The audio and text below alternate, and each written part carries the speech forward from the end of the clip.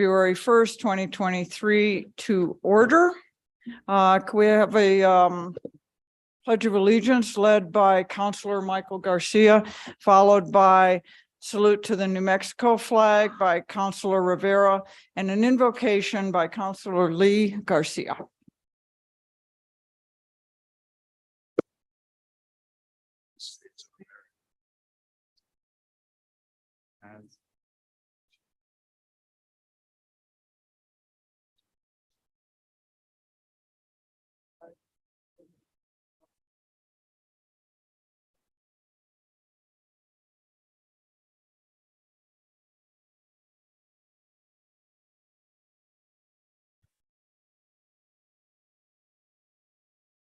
As we come here tonight, gather to discuss this land use case, I'd like to say a prayer for making a choice. As choices are evident in our everyday lives, often we have two paths to choose from, and you always want to make the best decision possible. So, dear Lord, we are here as one body in order to come to a consensus.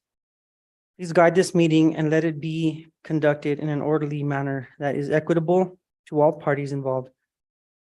Let each one of us have a heart that is sensitive to the truth and eager to make the best possible decision for our community. We ask that you might bless and guide us, that we might find the answers we seek. Let your spirit guide the process, and we submit to you our will. Amen.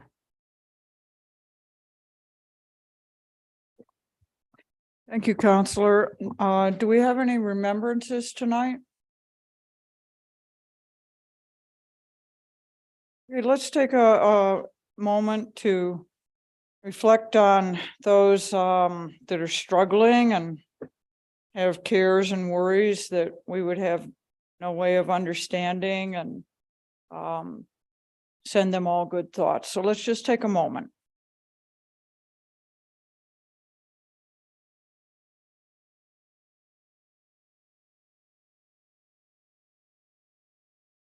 Thank you. Please be seated.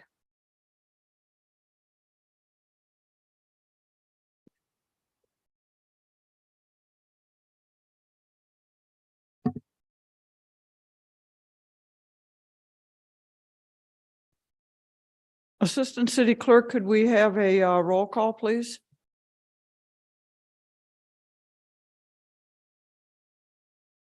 Mayor Weber. Present. Oh, there he is. Present, but at a distance, but present. Thank you. Counselor Cassett. I'm here. Counselor Chavez. Here. Counselor Lee Garcia. Here. Counselor Michael Garcia. Present. Mayor Pro Tem Lindell. Present. Counselor Rivera. Here. Counselor Worth is excused. Councilwoman Villarreal. Present. You have a quorum. Thank you very much. Feels a little odd doing this with the mayor looking over my shoulder, but we're going to proceed anyway.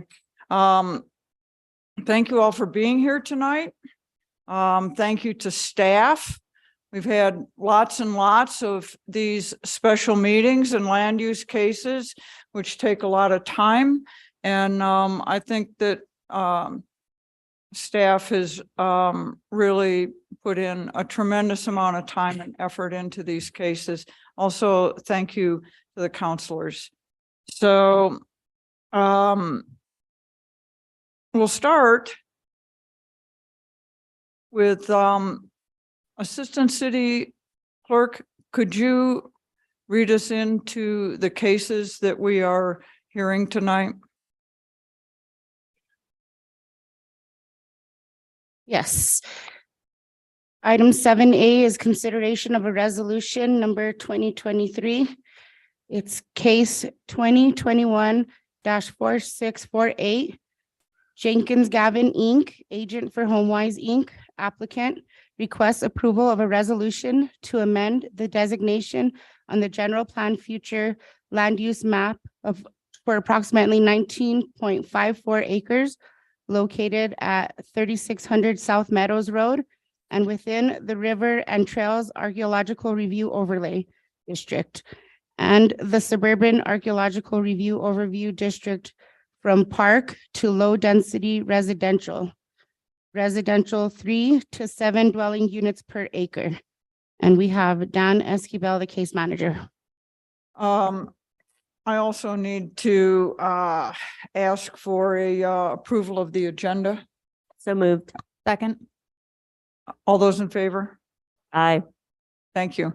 Let me just briefly say, first by starting out, if anyone has a disclosure of any pre-hearing communications regarding the merits of the application, and if a recusal is needed for a member that cannot be fair and impartial. Pro Tem Lindell, just a quick note. We're going to be hearing all 5 cases as one hearing. So we probably want to identify, you probably don't have to repeat everything, but just maybe summarize the other 4 cases as well Okay. as the ones we're making disclosures for all of those. Assistant City Clerk. Item 7B is consideration of bill number 2023-1 and adoption of an ordinance for case number 2021-4649. Item 7C is consideration of a resolution for case number 2021-4650. Item 7D is consideration of a bill number 2023-2 and adoption of an ordinance for case number 2021-4651.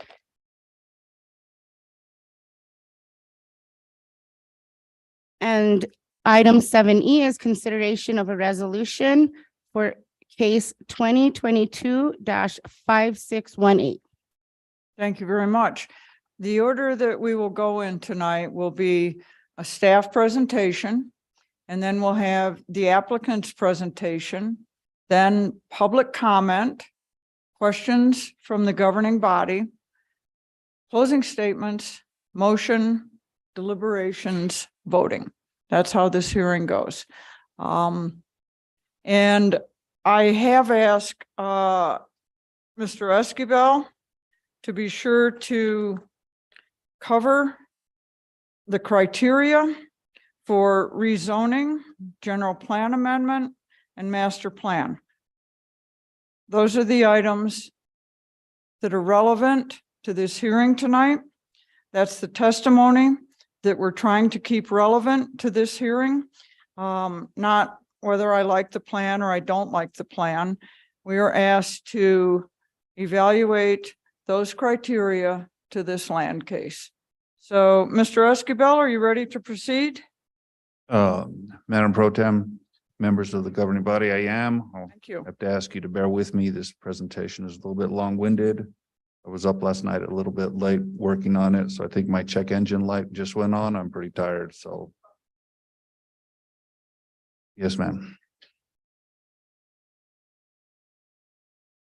Okay, so I'm not going to go over the cases as the city clerk already went through them. As you know, this is a presentation that's going to take care of 5 applications, 2 general plan amendments, 2 rezoning cases, and 1 master plan. The first general plan amendment is from park to low density with the rezoning from R1 to R6. The second general plan amendment is from park to high density with the rezoning request from R1 to R21 and a master plan that ties both the general plan and the rezonings together. Because of the complexity of this particular application, which is a project of 5 cases, I've broken up this presentation into 5 sections. The first section, we're going to discuss a brief history, the location, the history of the review of the application and the current review, the project review. We're going to look at the criteria for the Southwest Area Master Plan, other parts of the general plan, and project consistency with the general plan. We're going to go over the existing zoning, proposed zoning, compliance with Chapter 14.3.5 rezonings. And we're looking at the master plan components, consistency with the general plan, I'm not going to go too far into the master plan, as I believe the applicant will have a much more detailed presentation on what that master plan will entail. So I just summarized it and through some graphics. Finally, we will look at the Planning Commission's recommendation to the governing body and some sample motions. So to start this, we're going to look at the location of the property. The property is located right at Rafina and South Meadows around off of Airport Road.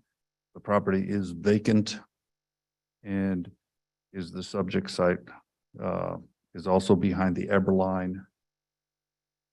So that's the location of the property. We'll start off with the history.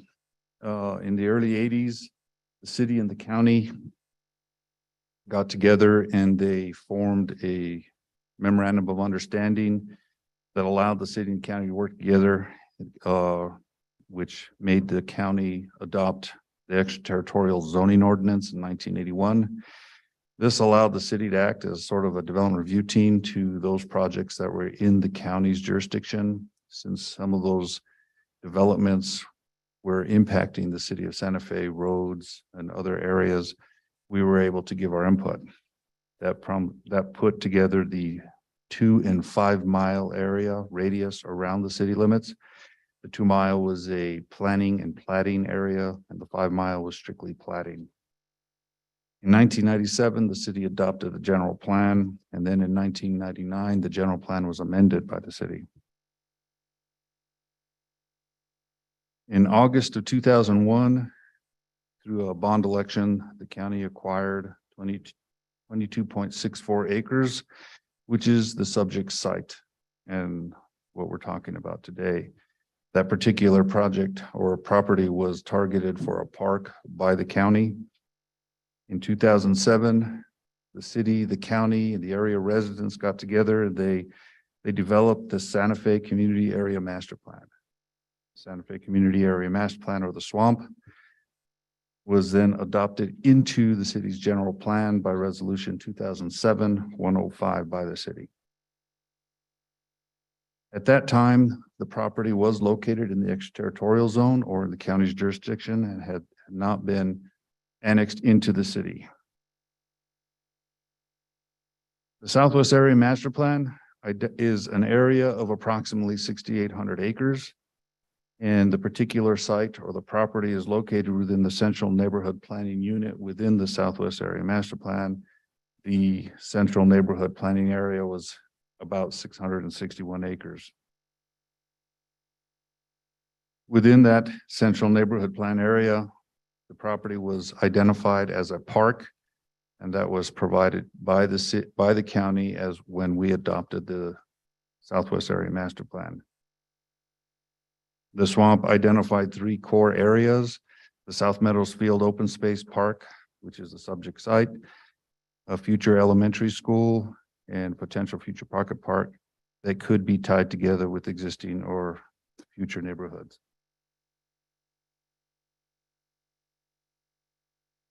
I do break them one day. Real ugly. In 2013, we annexed in through the phase 2 of the initiated annexation program, the property, and it was located within area 4.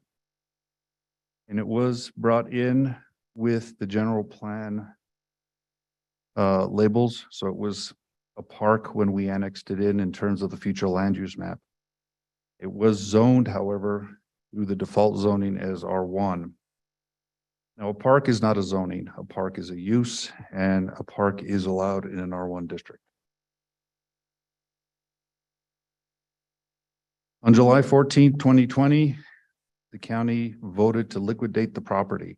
By resolution 2020-55, the applicant acquired a purchase agreement for the property and complied with 1431E pre-application conferences. The pre-application was held on September 2nd, 2021. In that discussion, we identified the possibility of a school, multifamily, and a 2-acre park. The applicant then pursued to meet the requirements of 1431F, an early neighborhood notification. And he had 3 ENNs. First was on September 22nd, 2021.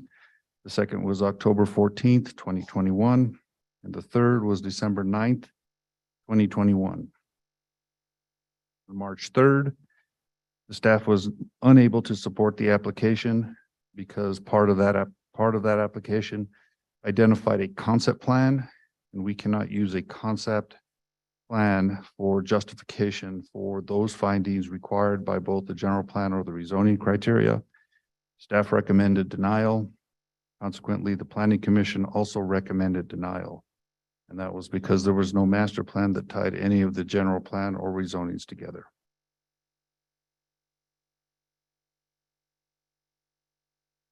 The application, both then and for the master plan that we'll talk about in a minute, did go through the development review team process.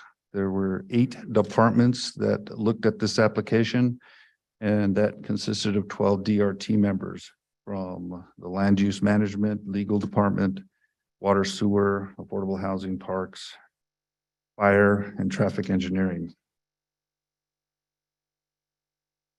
On April 29, 2022, the applicant acquired the property and amended the application to include a master plan, followed by the 4th ENN, which occurred on June 28, 2022. This included the master plan, which identified all of the parts of the project, the multifamily, single family, and they increased the 2-acre park to a 5-acre park. This was all discussed at the ENN. I might add that all ENNs were very well attended by the area residents. On November 3rd, 2022, the Planning Commission heard this case. At this point, staff was able to support the application and recommended approval. Planning Commission recommended the governing body approve this project. Now we're going to get into the general plan. We start with the Southwest Area Master Plan, and it identifies a park for this particular property. And what they're proposing is to change that park to low density and high density, identified in yellow and brown on the right circle. The master plan identified several components that tied both the rezoning, general plan, or the future land use map together by including a park, which was consistent with the Southwest Area Master Plan, and housing, which was consistent with other parts of the general plan. So there are several criterion required for a general plan amendment. Criterion 1, 1432E1A, consistency with growth projections for Santa Fe economic development goals as set forth in the comprehensive economic development plan for Santa Fe and existing land use conditions such as access, availability of infrastructure. The economic development plan for this area is no longer in effect. We have 2 economic plans that replaced it. And the first one is the Angelo Plan. The second one is the Economic Development Strategy for May 21st, 2008. The Economic Development Plan referenced in Criteria 1 has changed since the adoption of the 1999 General Plan. Today, the Economic Development Goals for Santa Fe in 2002 Angelo Plan and Economic Development Strategy for the May 21st, 2008. The Angelo Plan addresses many strategies for economic development in Santa Fe, but one specific to housing. Strategy 5, ensure that Santa Fe maintain an atmosphere that is entertaining and attractive to young, creative people. Actions, affordable housing is necessary for retaining young and creative individuals, make it easy for people to purchase and upgrade their homes. The Economic Development Strategy for May 21st, 2008 establishes an objective to pursue overall affordability where local wages can support living in Santa Fe. Those are the only 2 references that would have any consistency with the general plan. And again, the applicant states that the subject property is served by existing utilities and roadway infrastructure. And we did confirm this, as many of the DRT members have already addressed this issue. So we believe that the criterion 1 has been addressed. Criterion 2, consistency with other parts of the general plan. And as stated before, and as you're going to see a lot of redundancy in this presentation, the master plan is to develop the property for residential use, including affordable and market rate housing, and develop a park as part of the future proposal and as identified in the applicant's master plan proposal for the project. As you can see in the previous pictures and in the pictures that I'm showing now, that there is a consistency associated with that particular criterion. The applicant has addressed criterion 2. Criterion 3, an amendment does not allow uses or a change that is significantly different from or inconsistent with the prevailing use and character of the area, or affect an area of less than 2 acres, except when adjusting boundaries between districts, or 3, benefit one or few landowners at the expense of the surrounding landowners or the general public. And as stated before, we believe that the applicant's proposal is in line with many parts of the general plan, consistent with the Southwest Area Master Plan for the master plan's proposed park, affordable housing, different types of housing. It's also connecting to city utilities. The DRT has looked at it for its ability to connect to city services. So we believe that the applicant has addressed criterion 3. Criterion 4, an amendment is not required to conform with subsection 14.3 E1C if it promotes the general welfare or has other adequate public advantages or justification. We believe that there is a public advantage here just based on the criteria alone that has already been established in the previous 2 criterion, as the applicant is providing needed affordable housing in general, a park that meets the area or the Southwest Area Master Plan. So criterion 3 would not have to be applied with, but they did comply with that. So they did meet and are consistent with criterion 4. Criterion 5, compliance with extraterritorial zone ordinance and extraterritorial zone plans. As we all know, that has been abandoned and abolished, so it's not applicable. Number 6, contribution to coordinated, adjusted, and harmonious development of Santa Fe that in accordance with existing and future needs best promotes health, safety, morals, orders, convenience, prosperity, or the general welfare, as well as efficiency and economy in the process of development. The applicant, the master plan addresses consistency with the general plan, swamp, to the development of land to include both residential and development of a public park. The project is, as a whole, contributes to the harmonious development of Santa Fe and is comparable to and compatible with the surrounding development, as shown in many of the graphics that you're going to see throughout this presentation. Track 3 of the proposal is going to provide 64 units, and track 4 is going to provide 135 units. 15% density bonuses are included in both tracks for affordable housing. Criterion 7, consideration of conformity with other city policies, including land use policies, ordinances, regulations, and plans.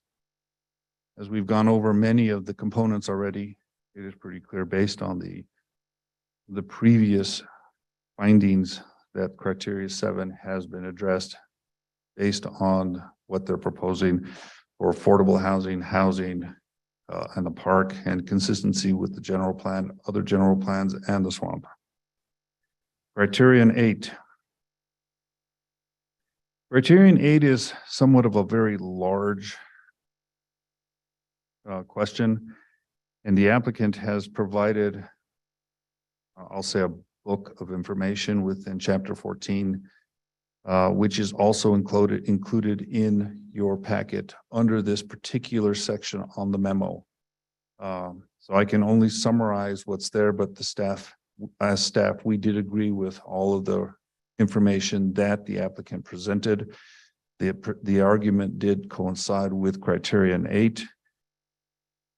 So we agreed with the response and is consistent with the general plan policies relevant to 14.3 E1B through G.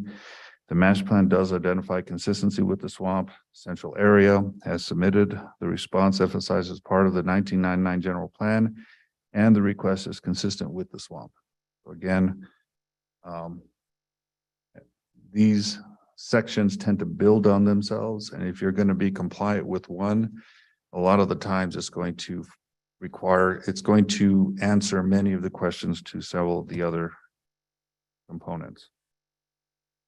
And that takes us to rezonings. As the council has seen these rezoning criteria before, criteria one or more of the following conditions exist. There was a mistake in the original zoning. There was not a mistake. Staff did not find any mistakes, and the applicant did not identify that there was a mistake either. Number two, there has been a change in the surrounding area, altering the character of the neighborhood to such an extent as to justify changing the rezoning. And number three, a different use category is more advantageous to the community as articulated in general plan or other adopted city plans. Well, much of the general plan talks about affordable housing, park use, along with economic development. And as you could see that the applicant has addressed criteria 3. Criteria 2 is an interesting one because when we had annexed that property in or that area from the county, the zoning there was just residential rural character, 2.5 acre minimums, 5 acre minimums. In the traditional communities, you had 3/4 acre minimums. And that went to city zoning, which went to the R1, R2, R21, R29. So there has been a change, a significant change from what was originally county rural character to city zoned land. We believe that the applicant has addressed that criteria. Criteria 2, all the rezoning requirements of Chapter 14 have been met.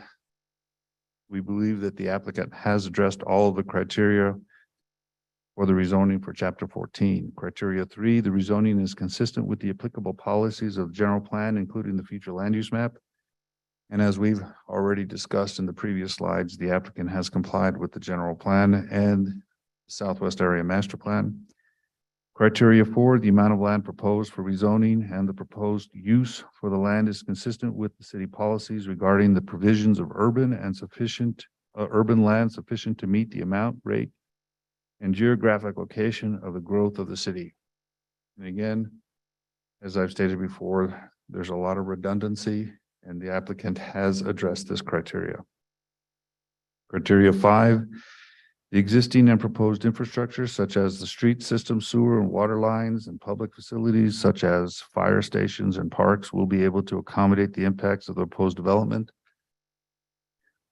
As with one of the slides, we identified how many DRT members looked at this case to ensure that that was a compliant or an issue that the applicant would be compliant with, and the applicant has addressed that criteria.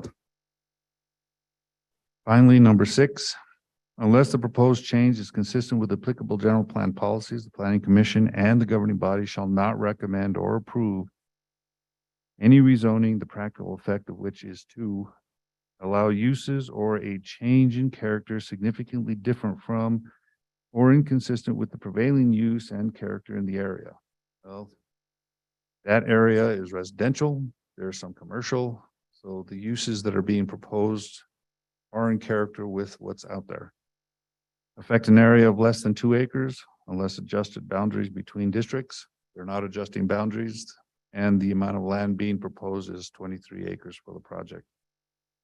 Benefit one or few landowners at the expense of the surrounding landowners or general public. We believe that with the significant housing proposal, the park that's being developed, that they comply with this section of Chapter 14. Next, we get to the master plan, which is brief, since I know that the applicant will be talking about it. There are 4 criterion. The master plan is consistent with the general plan. Number 2, the master plan is consistent with the purpose and intent of zoning districts that apply to or will apply to the master plan area and with the applicable use regulations and development standards of those districts. 3, development of the master plan area will contribute to a coordinated and efficient development of the community. And 4, the existing and proposed infrastructure, such as a street system, sewer and water lines, and public facilities, such as fire stations and parks, will be able to accommodate the impacts of the planned development.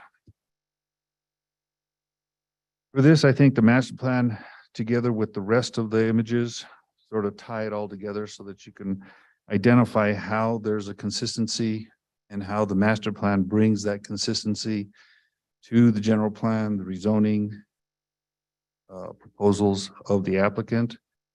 The proposal has sort of an organic feel when you look at it in terms of what's out there, how it blends in with what's out there, and it complies with the general plan for housing, affordable housing, and the Swamp Forest Park.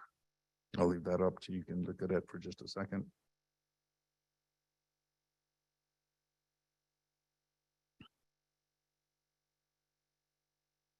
Finally, the conclusion. On November 3rd, 2022, the Planning Commission heard case 2021-4648, 2021-4649, 2021-4650, 2021-4651, and 2022-5618, and found the project in compliance with section 1432E1 and 2 approval criteria for the general plan amendments, section 1435C approval criteria for rezonings, and section 1439D approval criteria for master plans. The decision of the Planning Commission was to recommend the governing body approve case 2021-4648, 36 South Meadows General Plan Amendment, case 2021-4649, 36 South Meadows rezoning, case 2021-4650, 3740 South Meadows General Plan Amendment, case 2021-4651, 3740 South Meadows rezoning, and case 2022-5618, 3600 and 3740 South Meadows Master Plan.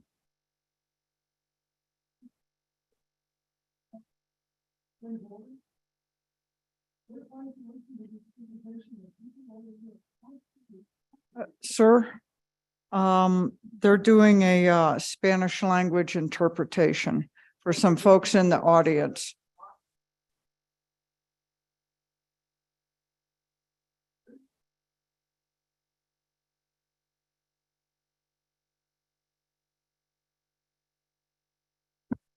Mayor Pro Tem Lindell, a point of order is not in order from the audience, but I'm just, if we can try to keep everything audible, that's definitely helpful for everyone. Please be aware of that. Thank you. Please proceed, Dan. Mr. Escobar. So the sample motions, there are 5. Number 1, move to approve case 2021-4648, 3600 South Meadows General Plan Amendment and adopting resolution and direct staff to draft proposed findings of facts and conclusions of law reflecting the governing body's decision. Or move to deny case 2021-4648, 3600 South Meadows General Plan Amendment and direct staff to draft proposed findings of facts and conclusions of law reflecting the governing body's decision. 2, move to approve case 2021-4649, 3740 South Meadows rezoning and adopt bill 2023-1 and direct staff to draft proposed findings of facts and conclusions of law reflecting the governing body's decision. Or move to deny case 2021-4649, 3740 South Meadows rezoning and direct staff to direct proposed findings of facts and conclusions of law reflecting the governing body's decision. Number 3, move to approve case 2021-4650, 3740 South Meadows General Plan Amendment and adopting resolution 2023, whatever that number is, and direct staff to draft proposed findings of facts and conclusions of law reflecting the governing body's decision. Or move to deny case 2021-4650, 3740 South Meadows General Plan Amendment and direct staff to draft proposed findings of facts and conclusions of law reflecting the governing body's decision. 4, move to approve case 2021-4650, 3740 South Meadows rezoning, and adopt bill 2023-2, and direct staff to draft proposed findings of facts and conclusions of the law reflecting the governing body's decision, or move to deny case 2021-4651, 3740 South Meadows rezoning, and direct staff to draft proposed findings of facts and conclusions of the law reflecting the governing body's decision. And finally, number 5, move to approve case 2022-5618, 3600 and 3740 South Meadows master plan, and adopting a resolution, and direct staff to draft proposed findings of facts and conclusions of law reflecting the governing body's decision, or move to deny case 2022-5618, 36 and 3740 South Meadows master plan, and direct staff to draft proposed findings of facts and conclusions of law reflecting the governing body's decision. And Madam Pro Tem, members of the governing body, that will end this long presentation. Thank you very much, Mr. Escobar. Next, we will have the applicant presentation.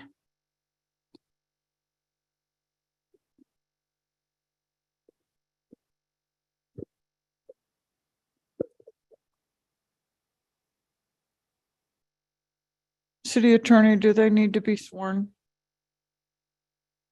Counselor Lindell, counselors, I believe if they're going to be testifying as to personal knowledge or, yes, we should probably swear them all. And we could swear all the applicants at once, or all the applicants' speakers at once if we would like to. Go ahead.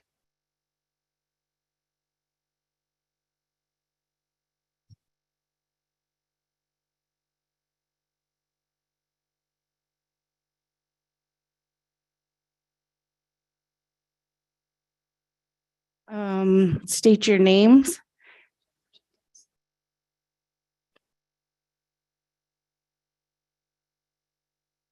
Okay, do you solemnly declare and affirm that the testimony you have in reference to this item shall be the truth and nothing but the truth, and do this under the penalties of perjury? Thank you. Good evening. When you come to the mic, would you be sure to introduce yourself? Good evening, Mayor Pro Tem, councilors. I am Jennifer Jenkins with Jenkins Gavin here this evening on behalf of HomeWise in request for approval of the Los Prados rezone, general plan amendment, and master plan. I am trying to get the screen active, but it's not quite showing up yet. Let's see.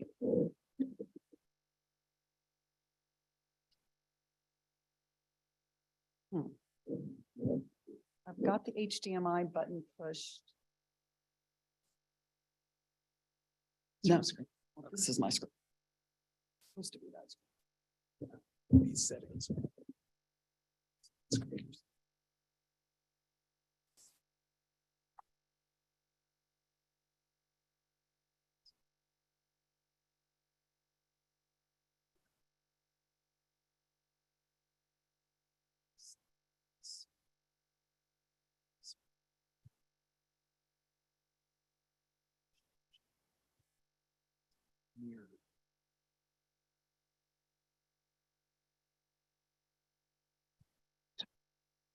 Perfect. Thank you, Carlos. I think we're good. Okay. Excellent. There we go. Apologies for a little technical issue. Going to go ahead and go through our presentation. Then, of course, we will be happy to stand for questions following that. I'm going to make a few introductions. I'm joined this evening by the HomeWise team, which includes the Executive Director, Mike Lofton, Daniel Slavin, who I believe is joining us remotely, the Deputy Chief Financial Officer and Chief Real Estate Development Officer. Also joined by Johanna Gilligan behind me, which is the Chief External Affairs Officer, and Jamie Jaramillo, the Planning Director of Real Estate Development. I've already introduced myself. I'm also joined by Lisa Gavioli with Jenkins Gavin. And we are joined by Mike Gomez, who is the engineering consultant for civil engineering and traffic engineering. And with respect to park design, we are joined by Carlos Gamora with Site Southwest. Ms. Jenkins, how much time are you estimating you need? I think we should be able to get through in 30 to 35 minutes. Perfect. Based on Thank you. previous experience, we will do our best. All right, thank you. So I'm just going to kind of jump through items that Dan covered really carefully, but this is the summary of our requests this evening. We have a couple of general plan amendments to low density residential and high density residential, 2 rezone requests, 1 to R6 and 1 to R21, and then of course, requests for approval of our master plan. So Dan touched on this as well, but a little bit of background on the 22 acre subject property that we are discussing this evening. The property was acquired by Santa Fe County in 2001 with the intention to develop a park. Subsequently, in 2014, the city annexed this property. So that property was in the county jurisdiction in 2001 when it was acquired. Then it was annexed into the city's jurisdiction. And during that time, park development never proceeded. And then in 2020, the BCC voted to move forward with the sale of the property. And a purchase agreement was entered into with HomeWise in 2021. And then last spring, HomeWise closed on the acquisition of the property. So we started this process back in the fall of 21. Really internally, we started it in the summer of 21, over a year and a half ago. And we had a series of 3 early neighborhood notification meetings in the fall of 21. And then we submitted our general plan amendment and rezone applications in December. And then subsequently, we had a couple of planning commission hearings. And through that process and working closely with staff, it was determined that we needed to go ahead and augment our application with a master plan that was an actionable item that would depict the development intent for the property. So we hit the pause button. We developed the master plan, which was consistent with the conceptual site plan we had originally submitted.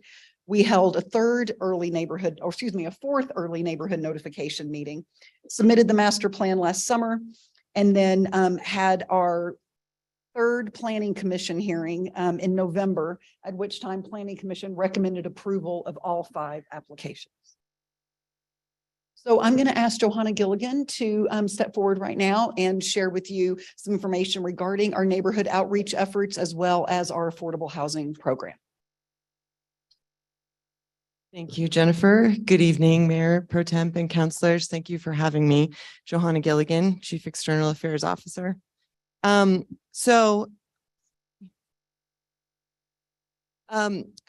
has been noted, we began our entitlements process on this project 20 months ago. And since the beginning of this process, we have been listening to residents. It's very important to us to hear what residents want. And so we've taken several approaches to that. As has been mentioned several times, we've conducted 4 ENNs, a robust number of early neighborhood notification meetings. We also have done door-to-door outreach as a team, as a HomeWise team, talking with neighbors all around the area. We have met one-on-one with many groups in the neighborhood, including the Tiempos Lindos Neighborhood Association. We've met with Chainbreaker. Many of their residents live in the Country Club mobile home park next door, and other groups that are serving residents in the neighborhood. And we created a website that shares information about the project and also solicits feedback. We've gotten a lot of great responses and feedback from that. And we have adjusted our plan along the way. So our original proposal included a school. We eliminated the school from the proposal. That was a large change to the original proposal. In response to hearing that people wanted outdoor access, we more than doubled the size of the park in our plan. And we increased the affordability to 50%, a very aggressive goal for affordable units within the overall development. And during this 20-month process, home prices have continued to rapidly escalate.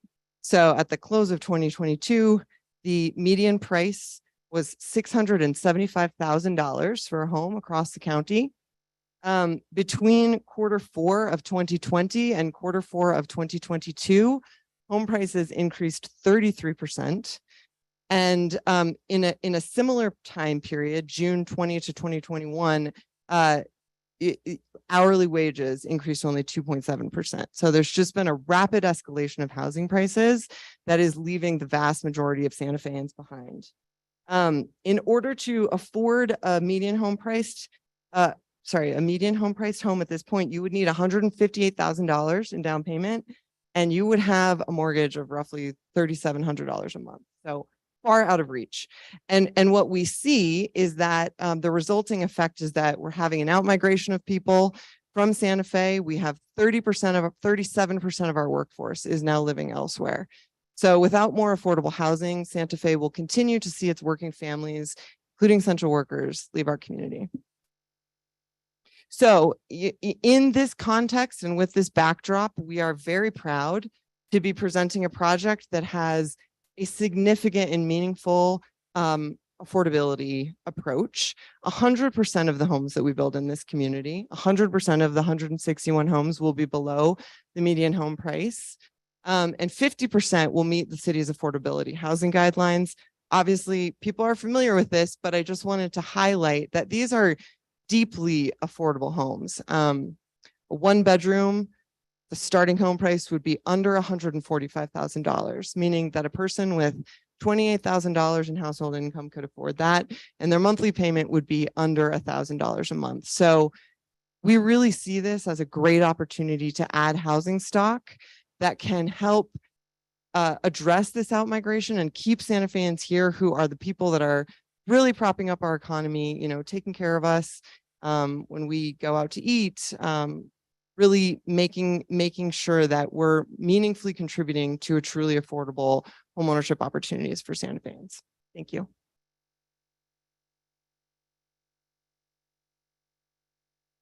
So just touching on some of the details of the subject property, this is the zoning map. So as you can see, we are in kind of the airport road corridor, which the master plan refers to this as the southwest area of Santa Fe as part of the Southwest Area Master Plan effort. The subject property is here. It is outlined in blue. It is currently zoned R1.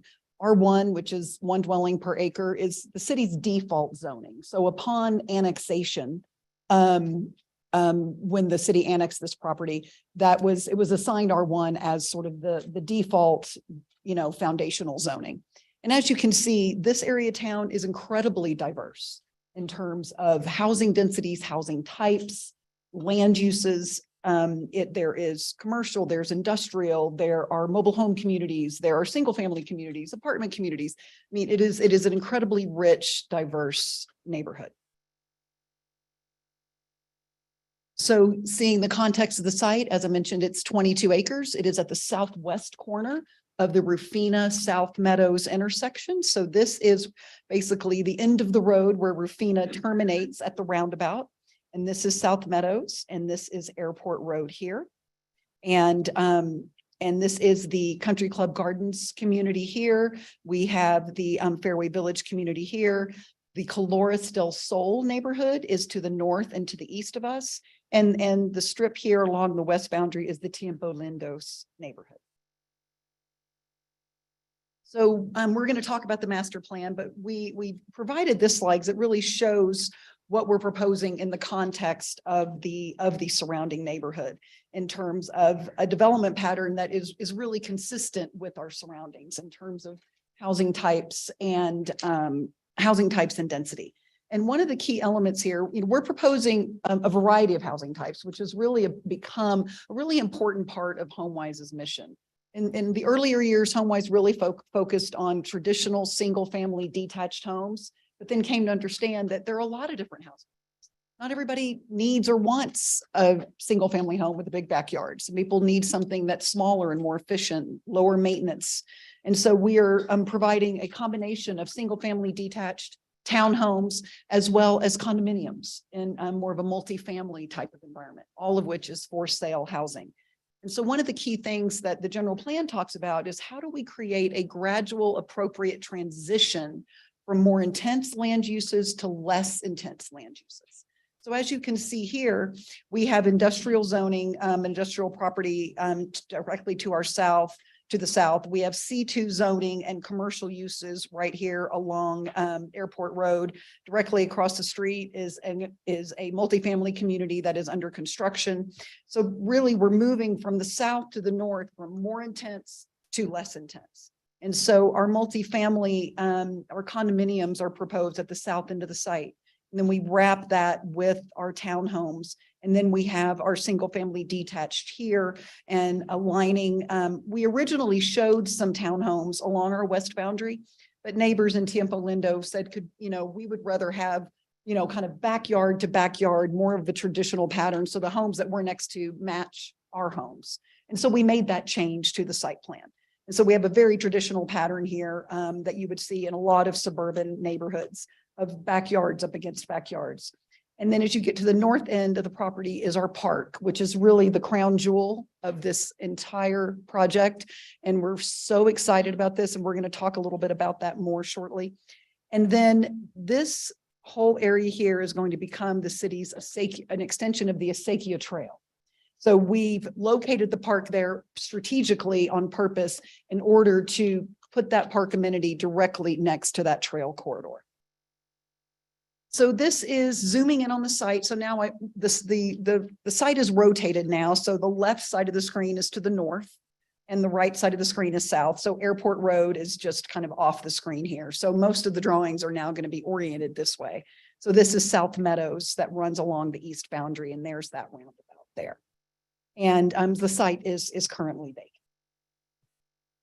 So zooming in on the master plan, as I mentioned, starting at the south end of the site, we have the condominiums, and then we have the townhomes along South Meadows, as well as kind of creating that transition between the condominiums and the single family.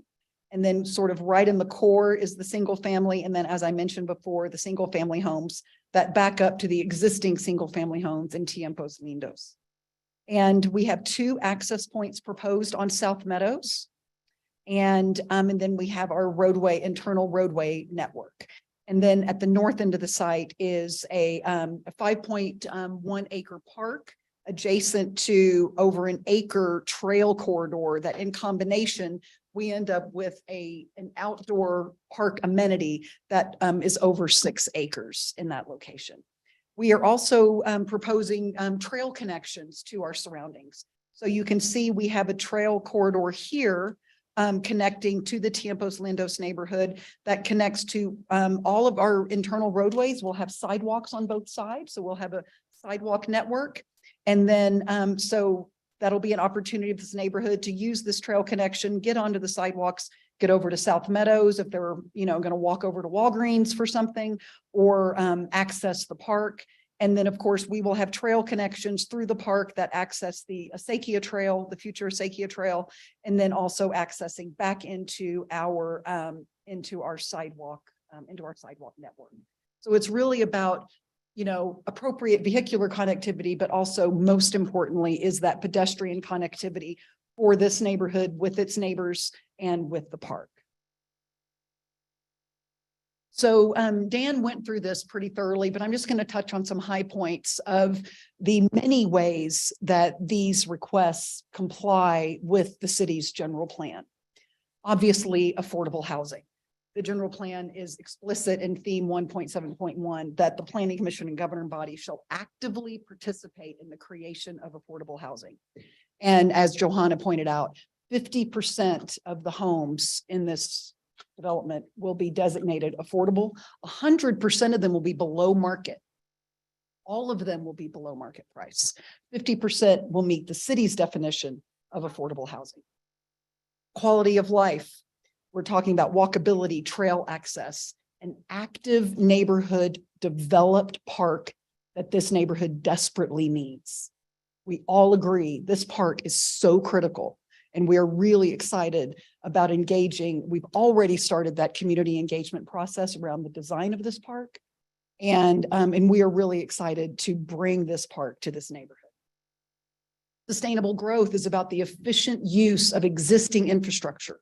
We're connecting to existing roadways, existing water lines, existing sewer lines. This is the definition of appropriate infill. And Infill also is covered in so many places in the general plan. We didn't have room to talk about all of them. But it's a key growth strategy. So we're not growing at our edges, that we are strategically doing infill internal to our city core and with that efficient utilization of existing infrastructure. This also speaks to the compact urban form, where we can, cluster housing, we can preserve parkland and open space, which is exactly what this project does. A mix of housing types in all neighborhoods, not just in some neighborhoods, all neighborhoods. And as I showed you previously, this neighborhood is already incredibly diverse in terms of housing types, and we're just continuing that pattern. And protection and conservation of neighborhoods about being a compatible scale, and our proposed entities is compatible to and quite less than the overall densities. The neighborhood is developed at about 8.5 dwellings per acre, and we're a little bit less than that overall. And then, of course, a network of open space. So we have a developed active 5-acre park that is going to be adjacent to a trail system that was going to provide access to go downtown, to get out to the river trail, to get into the county's trail system. So that is really a key component of what we're proposing. And so the Southwest Area Master Plan, this was an effort I actually sat on the committee that developed this plan a very long time ago, which was a really great effort to be involved with. It was adopted in 2007 that really focused on the Southwest area part of town that was experiencing a lot of growth pressure. And so they divided it up into separate neighborhoods and really looked at design standards and what did those neighborhoods envision as far as how their neighborhood was going to develop. And the Southwest Area Master Plan was incorporated into the general plan. And as Dan mentioned, SWAMP calls for this property being what they call an activity node or an activity center. And so the provision of this park really meets that objective.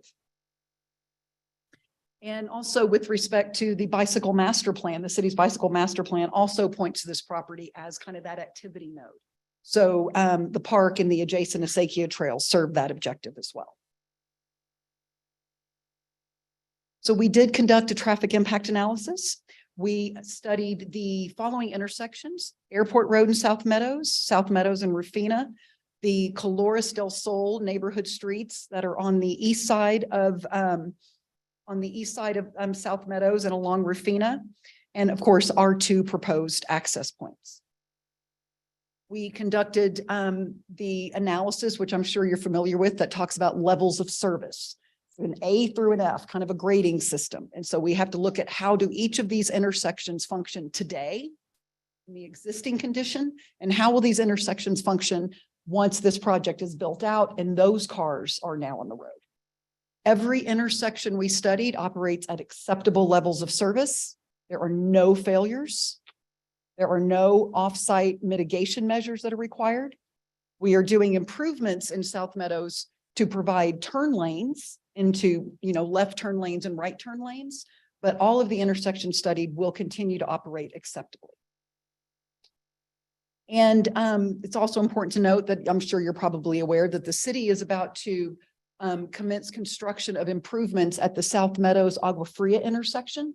That project is about to go out to bid, and looks like you guys are going to start construction on that this summer, which is going to be really exciting.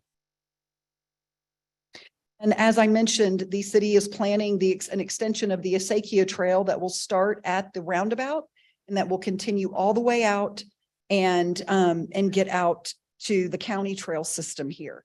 So this is going to be such an important connection, not just for this neighborhood, but for Santa Fe citywide. And so that's why I'm just zooming in on it here. That's why we originally had the park a little more central in the kind of the heart of the project. And then as we drill down on it more, it's like, no, it needs to be here. It needs to be part of this trail corridor, really to create a seamless amenity here. So I'm going to invite Carlos Gamora with Site Southwest to walk you through our planning process for the park and the community outreach that we are engaged in. Good afternoon, Mr. Mayor and city councilors. My name is Carlos Gamora. I'm representing Site Southwest. We're a community planning and design firm. So we work on public parks, community trails, affordable housing plans throughout the Southwest. Tonight, I'm just here to talk about park amenities, this specific site, and the kinds of community design we're hoping to engage in. First, repeating a little bit of history. So the county acquired this site in 2001 as part of the beginning of its open space project. The intent then was that the site would serve to be a large, lower intensity open space that would satisfy the needs of the county. But this was before South Meadows Road. This was before Rafina Street was built. It was before a bunch of different housing subdivisions came in that were populated by families and children. And 10 years ago, the county started started exploring potential designs for the area. But as of 2019, their plan identified that they had zero plans to develop the site. Identified that they had zero budget to move forward with this. This wasn't a priority for the county in their plan. And they had somewhat recognized that the area had changed and that needs had evolved. We actually worked with residents of Santa Fe and the city of Santa Fe on developing the 2018 Park Open Space Trails and Recreation Master Plan for the community. In that area, we identified that this neighborhood, this area has a tremendous amount of children and families, and that the needs had evolved less towards larger, low intensity open space and more towards active, accessible parks that could be accessed by children, seniors, and families. We also identified that there was less need for some of these larger kind of regional and intensive kinds of parks in these areas. And that, again, it was more for the distributed sites that have that access. When I talk about access, that's mainly around walkability. Access, especially if you're a child or youth, it's not about how far you could drive. It's about how close parks and access to natural open space is to walking. So we've identified that this area has a huge need for that kind of access. Larger parks don't increase access. It's being able to have them well placed in different areas. And so this is a really good opportunity to be able to build some of that access in. Talking about access and size, in the plan, in the 2018 parks plan that we worked on for the city, we identified this concept of neighborhood parks, this classification for that. Neighborhood parks are intended for active and passive recreation. They're usually sized around 3 to 5 acres. They're walkable to surrounding residents. Standard amenities in neighborhood parks are that they have paths, tables, benches, shade. Maybe they'll have a field for soccer or baseball. Maybe they'll have sports courts, and trying to make sure that the amenities are available for people of all ages. Both the county and the city identified these kind of needs for the area, but neither the county nor the city have moved forward with actually building a park here, developing park land, acquiring land for a private space. Neither of them have actually moved forward with developing those needs, satisfying those needs. And we do believe that the HomeWise proposal would actually do that. To provide some park size comparisons, I'd like to compare the size of this proposal with 2 other beloved parks in Santa Fe. That's Las Acequias Park and Patrick Smith Park. Both of these parks have trees. They have natural open space. They've got some of them have fields for soccer. Some of them have space for dogs. I'd also like to point out that one of my favorite places, the Alto Bicentennial Park, a lot of the usable area, if you exclude the pool and the community center, but keeping a lot of the actual park space, is also a similar size to the site. A lot of time has been spent talking about size and kind of asking the question whether the park is large enough for the community needs. But not only does that kind of conversation avoid the issue of access, and walkability, but it doesn't really get into how we design parks or how we create amenities. It also doesn't get into the capacity to develop or maintain certain spaces. We've started reaching out with stakeholders to identify what some of those amenities could be. What kinds of amenities would go into a community park in this area. In addition to some of the surveys and conversations that HomeWise has had with the community, we've also wanted to conduct our own public outreach into that. Groups have so far identified or suggested different things like shaded areas, spaces for gatherings, walking and biking trails, playgrounds, tot lots for children of different ages, potential for splash pads, suggestions that there could be areas for food trucks, maybe basketball and volleyball, spaces for teenagers has come up quite a few times. Having sculptures and public art, having ability to kind of centralize the community around certain spaces. And these kinds of suggestions are all feasible with the type of park that we would hope to design in that space.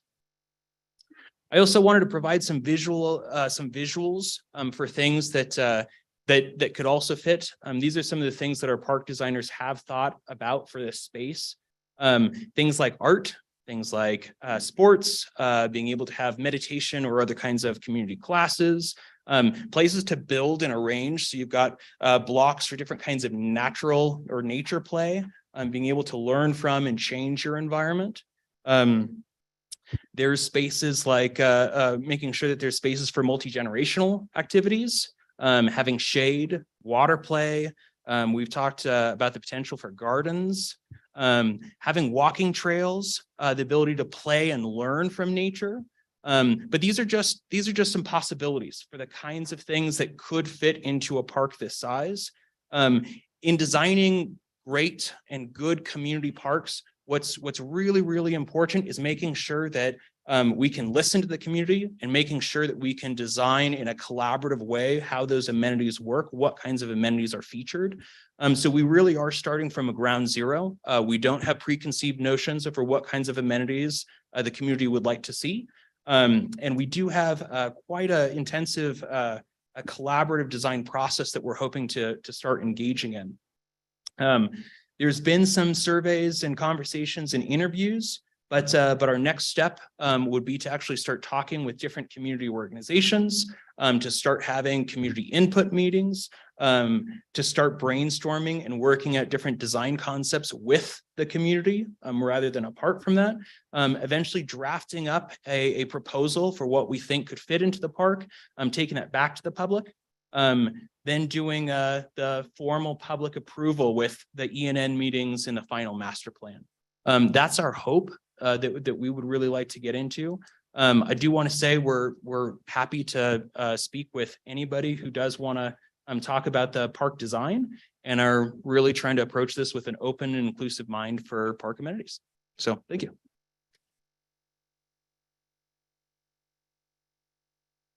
So in closing, so I think what we're really talking about this evening is we have a piece of property.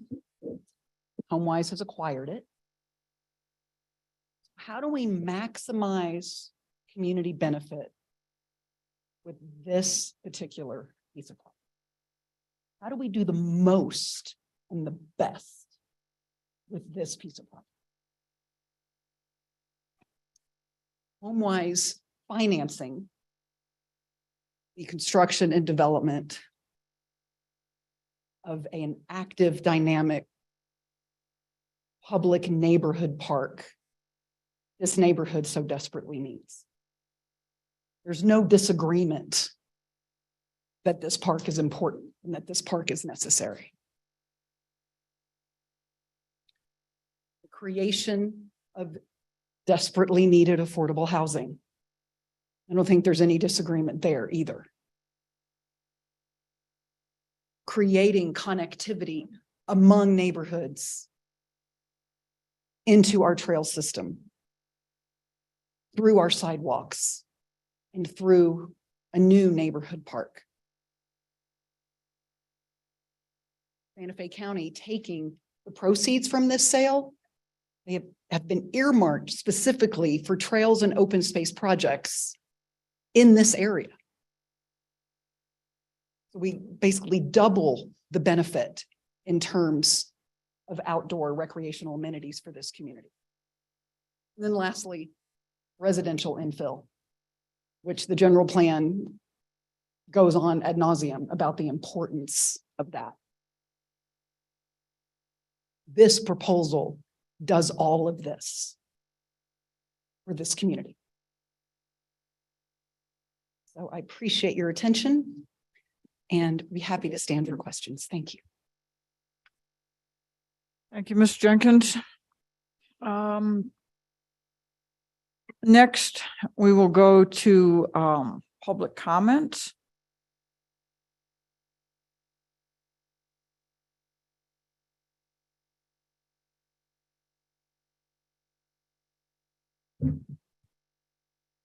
And each person will be sworn in. We need to swear in individually, correct? Ms. McSherry? Mayor Pro Tem Lindell, I think that would be best. Okay. Thank you. And we have a lot of people here tonight. So you'll be sworn in. The clock will start and you get 2 minutes. And we're going to stick to that 2 minutes, okay? And there's no clapping or hooting or hollering or booing. I think that covers it. So if you will read the swearing in, and in that it does, we'll hear your name and then you can proceed. Thank you. I, Marie Casito, residing at Florida Del Sol Street, solemnly declare and affirm that the testimony I have in reference to this item shall be the truth and nothing but the truth, and do this under the penalties of perjury. Thank you. Madam Pro Tem, Mr. Mayor, and council members, I'm sure I won't be able to convince you of anything in these few minutes in a society where speed dating takes 8 minutes, but I'm going to try.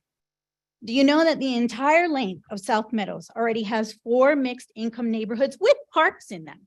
I live in one of those 4 neighborhoods. While I do not live in one of those affordable housing units in our neighborhood, I have enjoyed a peaceful and virtually crime-free existence for 9 years with the open space next door. Now that will change, as the wall that separates my home from this proposal is 1 house away. The area already cannot handle the traffic of all the new homes built on Rafina and Agua Fria in the past 8 years. By the way, when did you do your traffic study? During the summer when there's no children going to school? I'm still speaking in general. The area already cannot handle this traffic. While the new hospital and Pulte homes have increased our home values, this will not. 90 affordable units, a crisis does not solve. Who are they really trying to fool here? We didn't just fall off the chili truck. Maybe if you would like your first responders to afford a house, you should pay them as they deserve for risking their lives every day.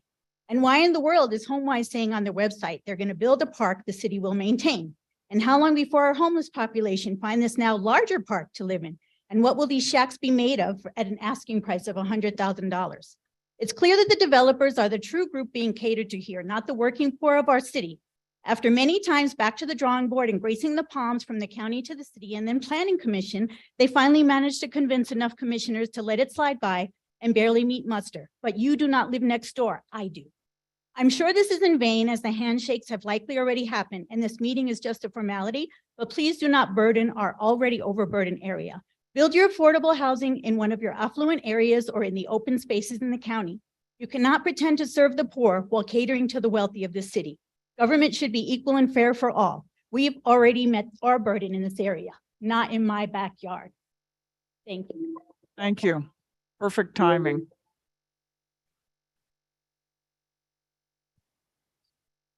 I, Victor Leosi, residing at Sunshine Way in Fairway Village, solemnly declare and affirm that the testimony I have in reference to this item shall be the truth and nothing but the truth, and to do this under the penalties of perjury. Thank you, sir. Good evening. Please excuse me for not acknowledging you all. I don't want to spend that time. The city and county jointly zoned the South Meadows property as parkland in their master plan. The open space was originally purchased based upon a vote for approval of a bond issue to buy and develop the park, which was presented in the bond to remain as open space in perpetuity. Think about that word, perpetuity. That was in the bond. Property is not and has not been zoned R1 for well over 25 years. Rather, by virtue of the bond, it was dedicated as open space in perpetuity, not intent held liable by virtue of the bond. Just because the county failed to meet their obligation to develop the park improvements does not mean the land dedicated as open space in perpetuity, which means forever, in the bond which the taxpayers voted and approved, does not mean that the covenant made with the taxpayers can just be ignored. The city has an obligation to its citizens to hold true to its master plan. Otherwise, it isn't a master plan. And in that case, I want to apply for zoning to change Frenchie's Field so I can buy it and develop 100% affordable housing. Or are we not protecting parks? Dan stated that the applicant met the criteria for 4.3.2 E1C. The applicant didn't own the property when they held the preliminary hearings, and it was considered that they met the qualifications. HomeWise didn't own the property until after the hearings were held. The county never held those hearings. They weren't the owners. Thank you, sir. Buy the property until April of 2022. Thank you, sir. It took place beforehand. Thank you.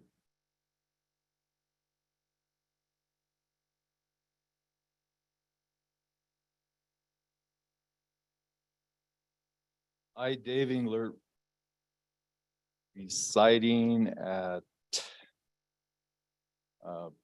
Morning Drive, solemnly declare and affirm that the testimony I have in reference to this item shall be the truth and nothing but the truth, and do this under the penalties of perjury.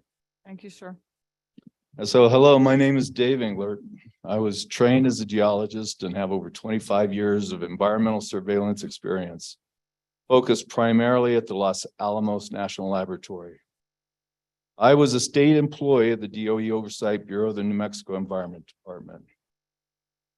It is my professional opinion there should be no decision to rezone the South Meadows open space for residential or recreation use until cleanup of the Everline property has been completed.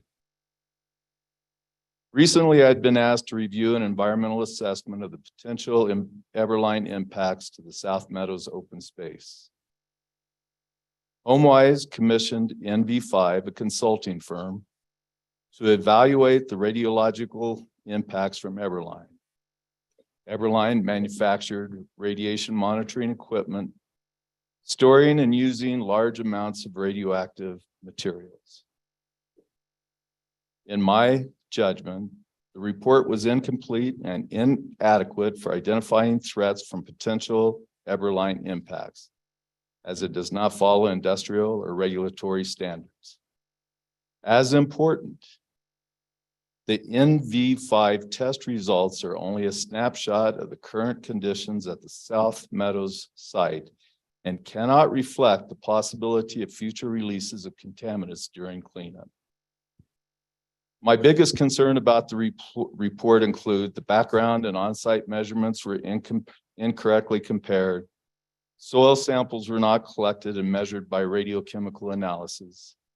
And NV5 did not investigate or discuss the radionuclides used or spilled at the Everline site. Everline eventually handled over 800 radioactive sources, and spills of carbon-14 and cesium-137 have been recorded. Most importantly, over 16 curies of cesium-137, a dangerous waste product from atmospheric testing of nuclear weapons, was released at the bottom of a 20-foot borehole Sir, your time Read is up. through the subsurface soil. One more sentence.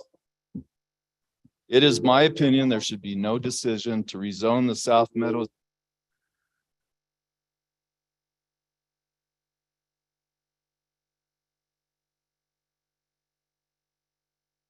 Thank you.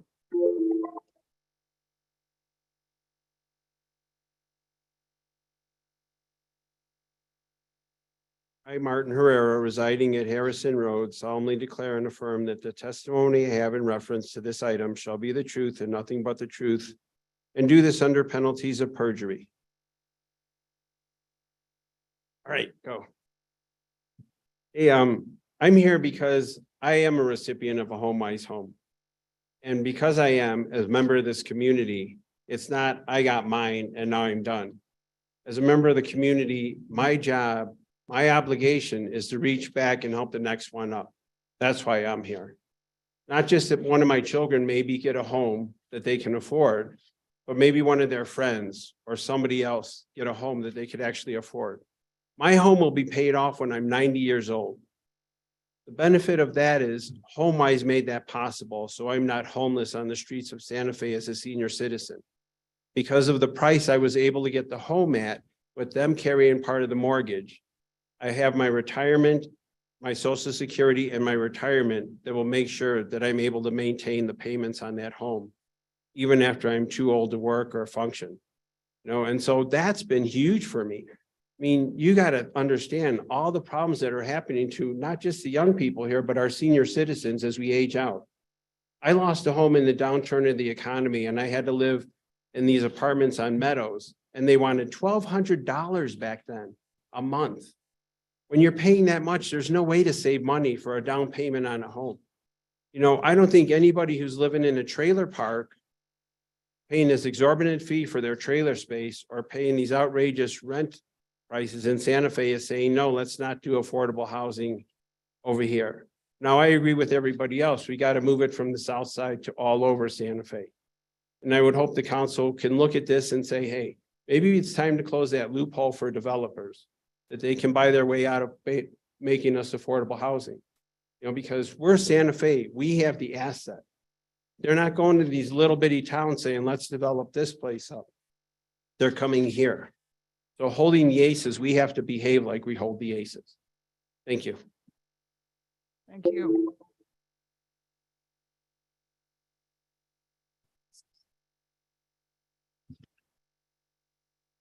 I, Kirk Cron, residing on Arno Street, solemnly declare and affirm that the testimony I have in reference to this item shall be the truth and nothing but the truth, and do this under penalties of perjury.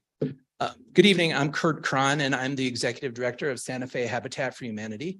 And I'm here just to speak simply that Habitat and myself are in favor of this project and all projects that support affordable housing in Santa Fe and also that support working families. Thank you. Thank you.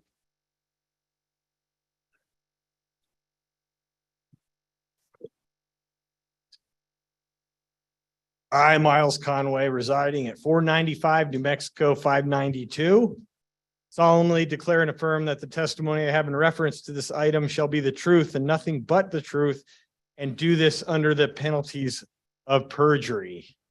Mayor Pro Tem Lindell, members of the council, city manager, Mayor Zoom, Mayor Weber. Hello, Miles Conway. I'm the executive officer for the Santa Fe Area Home Builders Association, also carrying a message of support, which was emailed to you from the Santa Fe Chamber of Commerce, of which I am a board member. And I flew in last night from a 4-day governance meeting of the National Association of Home Builders. I wanted to be here tonight, so I made it tonight for this meeting, and tomorrow during lunch, which you're all invited to, which is a luncheon we're holding on the sustainable forestry industry in New Mexico, which we've just done an amazing thing to bring back. So you're all invited to that to support our rural economies and industry. And that conference was in Vegas, and the world's biggest builder show is about to begin. So it would have been really fun to stay, but I came back for this. It was all about affordable housing. Every governance meeting of the National Association of Home Builders was about how do we deploy affordable housing, and less capable are the builders, large and small, to be able to build truly affordable housing. The magical, mysterious HomeWise business plan notwithstanding, we're all curious how they're doing it. We heard they might be taking a bath on this thing. Labor, materials, land costs, meeting the increasingly intense energy efficiency codes. These things are killing builders' ability to build affordable housing. So you can't afford to pass projects like this up. My takeaway from the meeting was kind of a shocker. The red states of our country are kicking our butt. They are creating infrastructure funds where they can build out sewage lift stations, roads, sewers, streets, so that builders can come in, build the homes after that, and it knocks 20% off the price of the house. We're not doing that in this state. We're not doing that in the blue states. We have a lot of spectacle and not a lot of hardcore support for deployment of affordable housing. Thank you, sir. Thank you.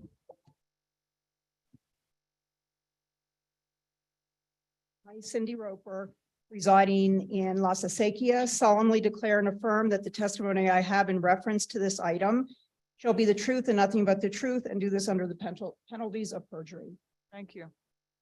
Good evening, Mayor Pro Tem and council members. Thank you for letting us speak. I am here in opposition to this. This project is wrong on so many levels. It is wrong because it has pitted those who need affordable housing against those who value intact ecosystems. It is wrong because of the underhanded deals that were made to get here. What a red flag this should have been and should have raised for those who participated in this deal, and they should all be ashamed. It is wrong because, as others have said once this in the past, once this land is gone, we cannot get it back. It is wrong to claim that this is a NIMBY issue, another tactic that developer has used to disqualify legitimate concerns. I am a struggling renter and I'm not in the immediate vicinity, but I value the health of our environment above the reckless bulldozing and development that we see growing unsustainably. I'm sorry, that this is a very passionate issue for me. It is wrong because it's built on the premise of affordability, when our parameters for affordability are a sham. Real world costs and necessary bills make these units out of sight to anyone making $16 an hour, as was stated in a previous presentation. It is wrong because of all the unanswered questions surrounding the Eberline facility still. What is right? Right is acknowledging that we need refuges. Right is acknowledging that our city deserves better than having every last slice of it bulldozed and decimated. Right is acknowledging that these 22 acres are not a dead and unused field, but a thriving ecosystem for insects and reptiles and birds and mammals and native vegetation. We have allowed our species to wipe out so much of our earth. We have become the ultimate consumers, not seeming to comprehend when it's time to say that's enough. Please now say enough is enough. Thank you.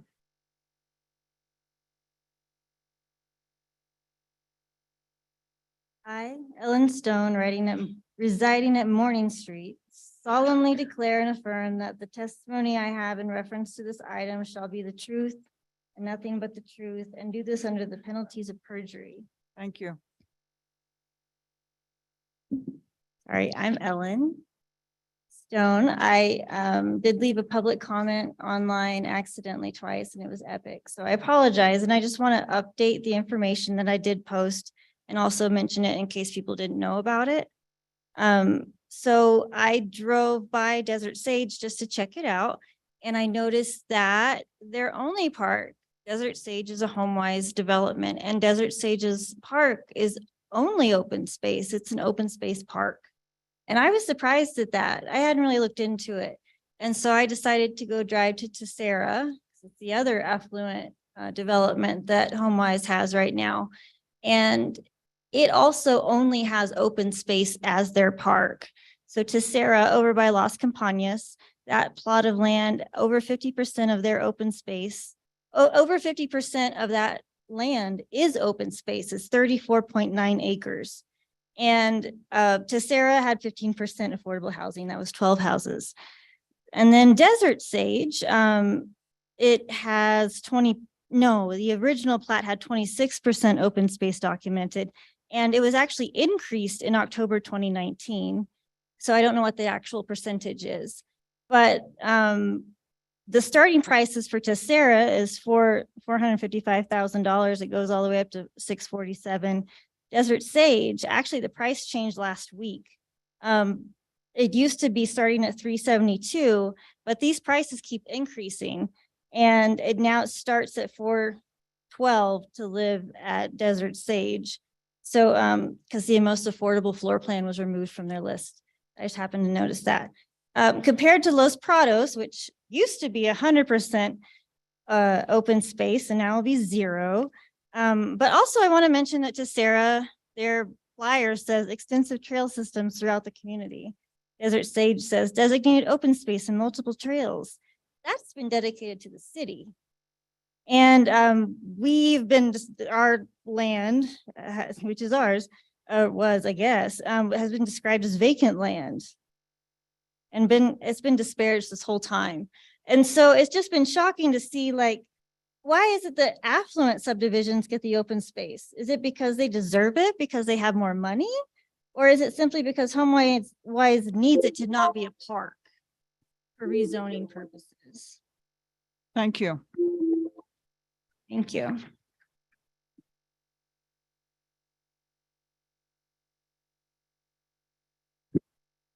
Good evening. I, Christopher Ide Azevedo, residing at Apache Plume Drive, solemnly declare and affirm that the testimony I have in reference to this item shall be the truth and nothing but the truth, and do this under the penalties, under penalty of perjury. Thank you. Good evening, Mayor Weber, Mayor Pro Tem Lindell, members of the council. Thank you so much for hearing me tonight. I am the head administrator at a large school on the south side of Santa Fe, serving over 700 students. This last year, amid a crisis in locating great teachers for our students and our future in this community, we reached out across the state to find the best educators that we could. We found 2 of the best educators in the state down in Las Cruces, including the most recent state teacher of the year, and they vowed to come to our school to teach our kids here in Santa Fe. We got all of the work in line, and they decided that it was time to move up to Santa Fe, and they took a look around and decided couldn't afford to live here.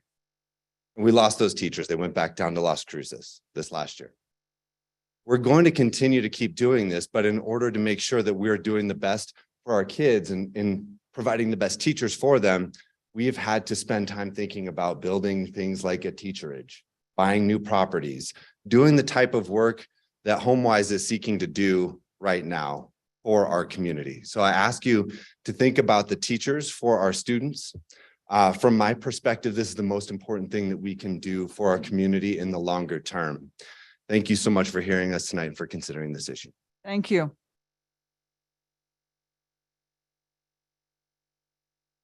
Hi, Stephanie George, residing at 620 West San Francisco.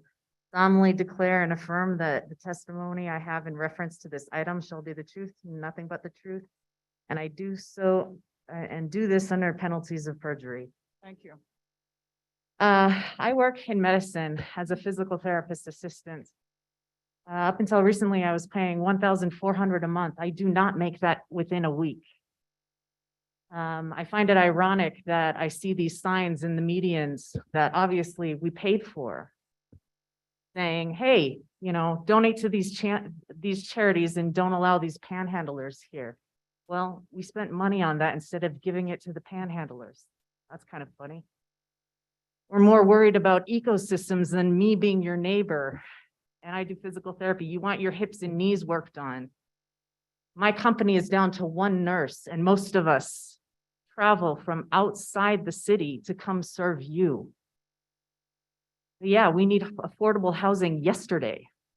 Also, I can get paid more in Albuquerque, but I stupidly think that I deserve to live here among the people I love. Thank you. Thank you.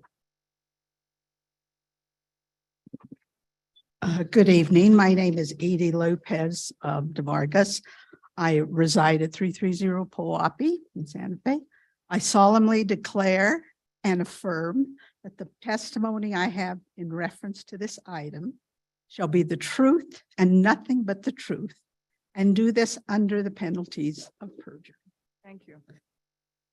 Honorable Mayor, Mayor Pro Tem, and members of the council. I am here to ask you to approve the Los Prados Affordable Housing Project to build a stronger, more diverse neighborhood. My Native American and Spanish ancestors settled this area and welcomed early frontier explorers, eccentric artists, scientists, and many others of you who have settled here. And we did this with open arms to live with us. We have shared our traditions, our culture, our chili and all our food, and much of our social norms. But today, we find ourselves getting pushed out of the city where our ancestors left their blood and tears here because we can't afford to live here. We need more affordable housing. While opponents of the projects hide behind complaints that will eliminate open space, and there is going to be a park, I understand that. We do have, according to the latest numbers I researched, 6,601 acres of open space within 9 minutes of the site. I went there and went in different directions, went to the trails, 9 minutes. We aren't really eliminating open space. The median home price in Santa Fe is horrendous. And with it, what is occurring is we're having a tremendous racial wealth gap. We can close the gap by making home ownership more affordable for all of us. That is why I'm here to request that you approve the Los Prados Affordable Housing. Thank you, ma'am.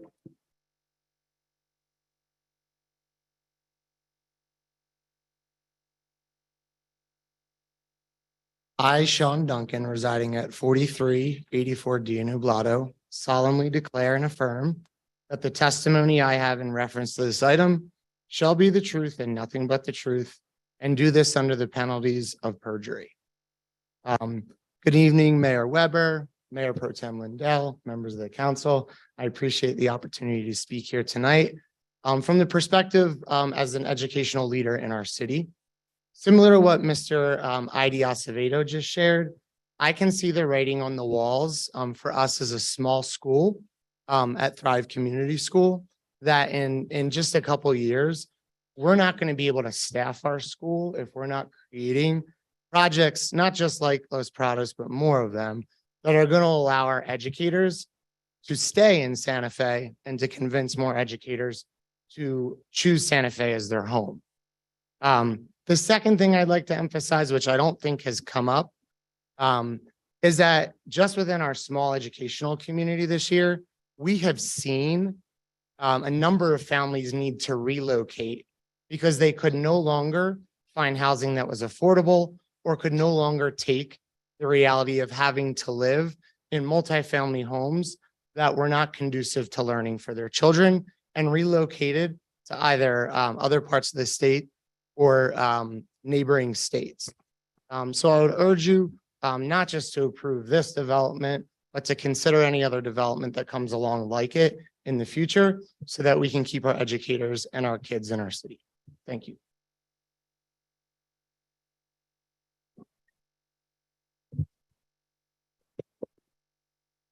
Good evening. I, Joelle Miniktos-Nolting, residing at Morning Drive, solemnly declare and affirm that the testimony I have in reference to this item shall be the truth and nothing but the truth, and do this under penalties of perjury.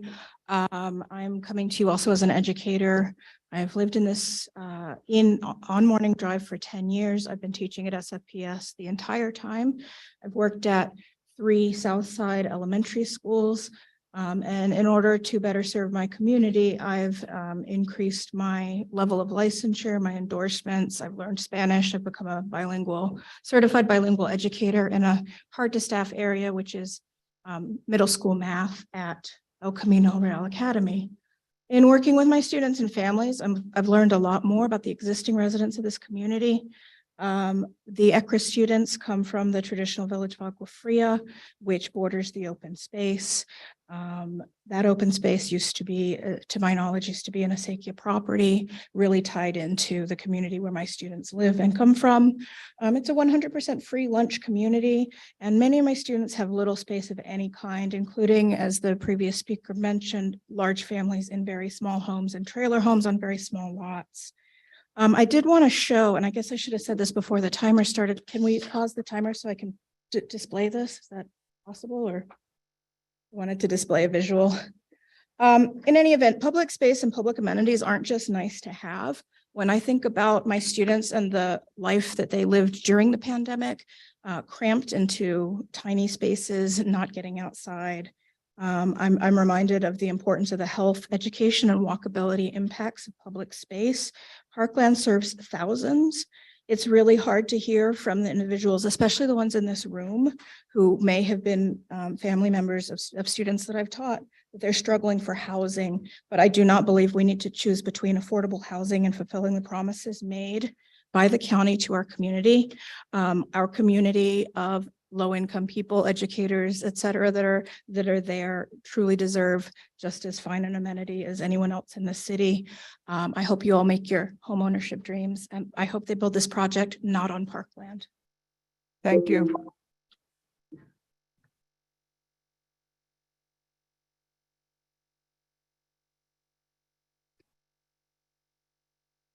I, Yetzali Reina, residing at 6151 Airport Road, solemnly declare and affirm that the testimony I have in reference to this item shall be the truth and nothing but the truth, and do these under the penalties of perjury. Thank you. Good evening, City Council and Mayor. My name is Yetzali Reina, and I am an organizer for Chainbreaker Collective and live behind the proposed development of Los Prados and Country Club Gardens. Over the last 6 months, Chainbreaker has organized a renters committee and country club where residents have learned about the development of Los Prados and impact on our neighborhood. Many Chainbreaker members and leaders of this committee have come here to talk about why they support this project that lies in their home. We believe it will benefit the people who are in the front lines of Santa Fe's housing affordability crisis, and it will also set a good example for how development can be done in other parts of the city, such as Midtown. Chainbreaker and its members have been and will continue to organize and build power. When it comes time for the city to decide what gets built on Midtown, we will consider the Los Prados development as a conversation starter. We will build on the strengths of this proposal as we continue to expand the city's ability to ensure the development in South Meadows, Midtown, and all of Santa Fe happens without displacement. We encourage you to vote in favor of the Los Prados proposal tonight. Thank you. Thank you.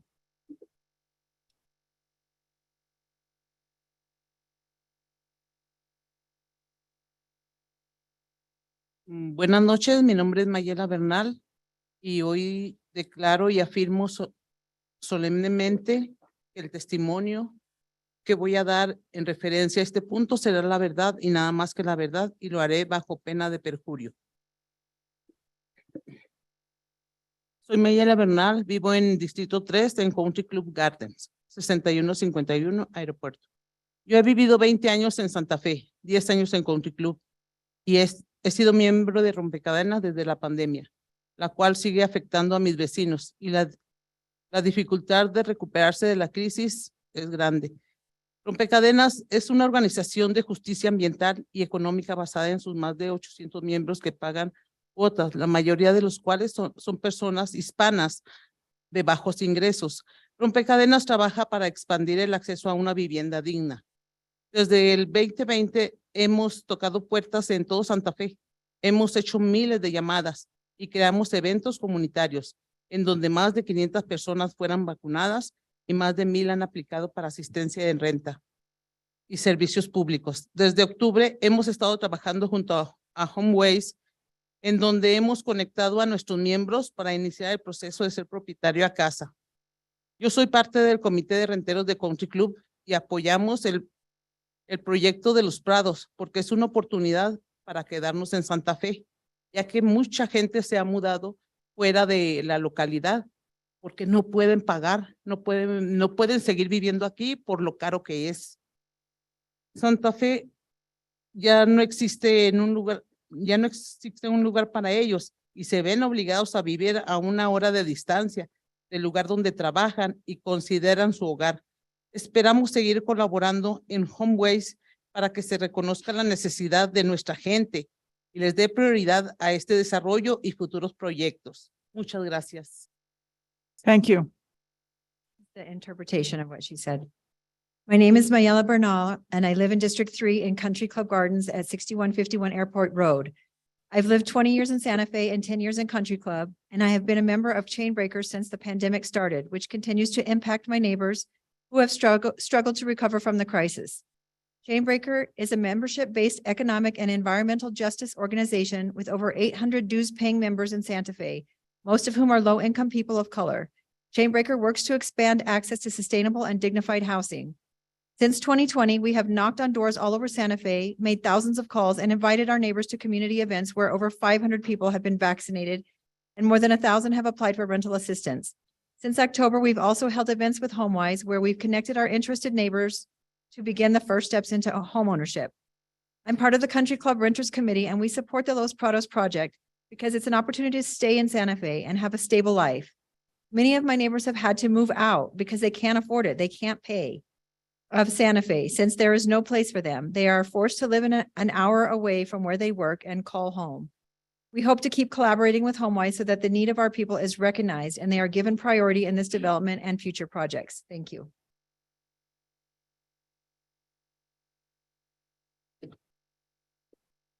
Soy Alma Aguilar, vivo en 2637 Walnut Street en Santa Fe. Declaro y afirmo solemnemente que el testimonio que voy a dar en referencia a este punto será la verdad y nada más que la verdad, y lo haré bajo pena de perjurio. Thank you. Good evening, alcalde Weber y concejales de la ciudad. Mi nombre es Almanelia Aguilar. Yo soy miembro de Rompecadenas y les recomiendo que aprueben el proyecto de Los Prados. He estado siguiendo este proyecto y los informes en los talleres que han hecho Rompecadenas con HomeWise. He hecho llamadas y esparcido la voz, ya que este proyecto no tiene la atención que necesita. Aparte de que podría ser mi oportunidad de tener un hogar propio, también va a crear un parque y caminos a las cuales mis vecinos que viven en mobile homes pueden acceder fácilmente sin la necesidad de viajar en carro. Yo he encontrado mi hogar en Santa Fe y a pesar de que no tengo una casa estable al día de hoy, espero vivir aquí toda mi vida. El desarrollo a menudo causa desplazamiento, particularmente hacia personas hispanas de bajos ingresos. Esto sucede por muchas razones y terminar el ciclo requiere más que un solo desarrollo, política o proyecto. La propuesta de Los Prados es un paso a la dirección correcta. La mayoría de los miembros de Chainbreaker son inquilinos. Este proyecto ofrece optimismo para aquellos que pueden y quieren convertirse en propietarios. Hemos estado trabajando en estrecha colaboración con HomeWise para que los inquilinos de las áreas circundantes estén listos para comprar casas una vez que estén construidas, lo que ayuda a garantizar que este desarrollo priorice a la comunidad actual. Esto lo hemos hecho después de organizarnos durante meses, tocando puertas, llamando a nuestros vecinos y creando eventos que nos permiten tener el espacio necesario para tener conversaciones profundas sobre nuestros problemas y las mejores soluciones para ellos. Gracias por su atención. Good afternoon, Mayor Weber and City Councilors. My name is Nellie Aguilar. I live in District 3 in 6151 Airport Road. I'm a member of Rompecadenas and I recommend that you approve the Los Prados project. I've been following this project and the outreach that Rompecadenas has done with HomeWise. I've made calls and spread the word as this project doesn't get the attention it needs, other than it could be my chance to have a home of my own. It's also going to create a park and trails that my neighbors who live in mobile homes can walk to. They can be easily accessed without the need to travel by car. I have found my home in Santa Fe, and even though I don't have a stable home today, I hope to live here all my life. Development often causes displacement, particularly towards low-income people of color. This happens for many reasons, and ending the cycle requires more than a single development, policy, or project. The Los Prados proposal is a step in the right direction. Most Chainbreaker members are renters. This offers project optimism for those who can and want to become homeowners. We have been working closely with HomeWise to get renters in the neighborhood areas ready to buy homes once they are built, helping to ensure that this development puts the current community first. We've done this After organizing ourselves for months, knocking on doors, calling our neighbors, and creating events that allow us to have the necessary space to have deep conversations about our problems and the best solutions for them. Thank you for your attention.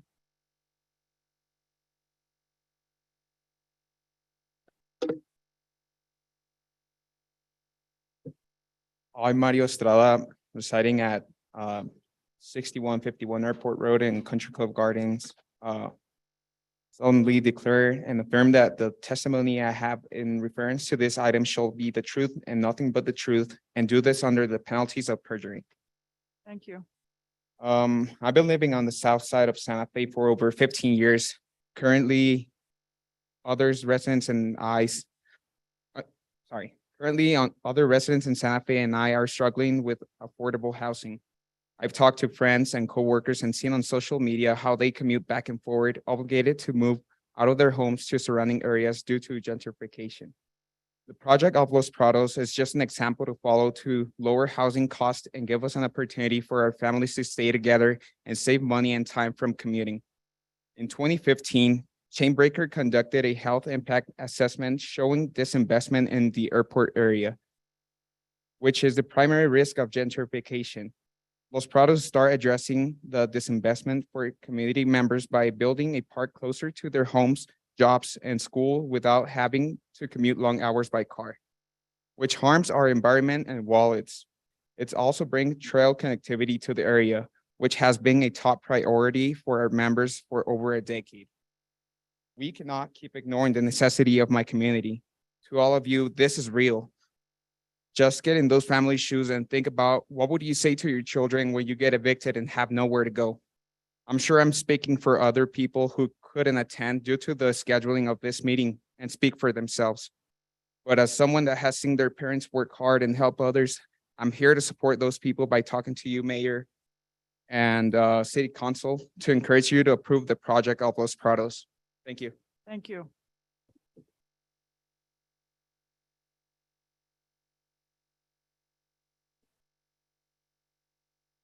I, Mario Echeverria, residing at 3206 MS Road, solemnly swear, declare, and affirm that the testimony I have in reference to this item shall be the truth and nothing but the truth, and do this under the penalties of perjury. Hello, Mayor Weber and City Council. My name is Mario Echeverria, and I live in District 3 on 3206 MS Road. My family and I have lived there for 13 years, where we've rented ever since we moved here from Arizona. I am also a Chainbreaker member. Unfortunately, due to expensive houses around our area, we haven't had much luck finding a good affordable house in Santa Fe. Los Prados has given my family hope at the opportunity of owning a house here in Santa Fe. Now that it's also my dream to become a homeowner. Not just my dream, but a dream which I share with my parents. For all of us to achieve our dream. I would like to encourage you to approve the rezoning of Los Prados because you'll be helping families like mine to make that dream come true. Thank you so much for your time. Thank you. Thank you.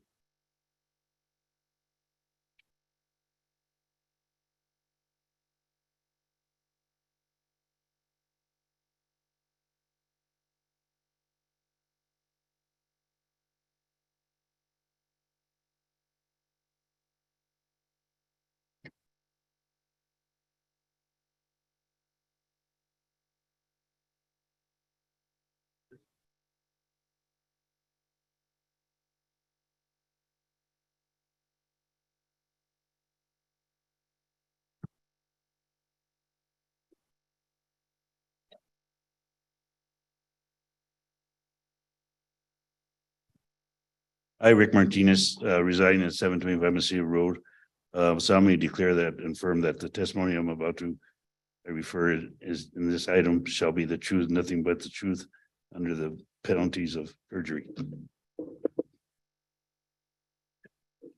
Mayor, councilors, I don't live in the neighborhood, but if I stay silent on this issue, it only looks like I'm for this issue.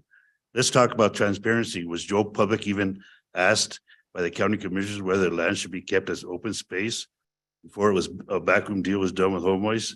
The answer is no. Was Public Mayor even asked by the mayor and council whether it should remain as open space or better yet, a city park? The answer is still no. And wouldn't it have been nice if there would have been some kind of conversation, negotiation, maybe to split the land in half for we could have development and half open space? You'll find the answer still is no. Were you aware that there is a conceptual plan for that park? This was done in 2012. And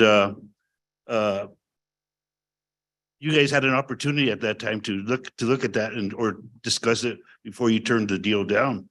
You know, that never came about. So that was another no. And it's been there.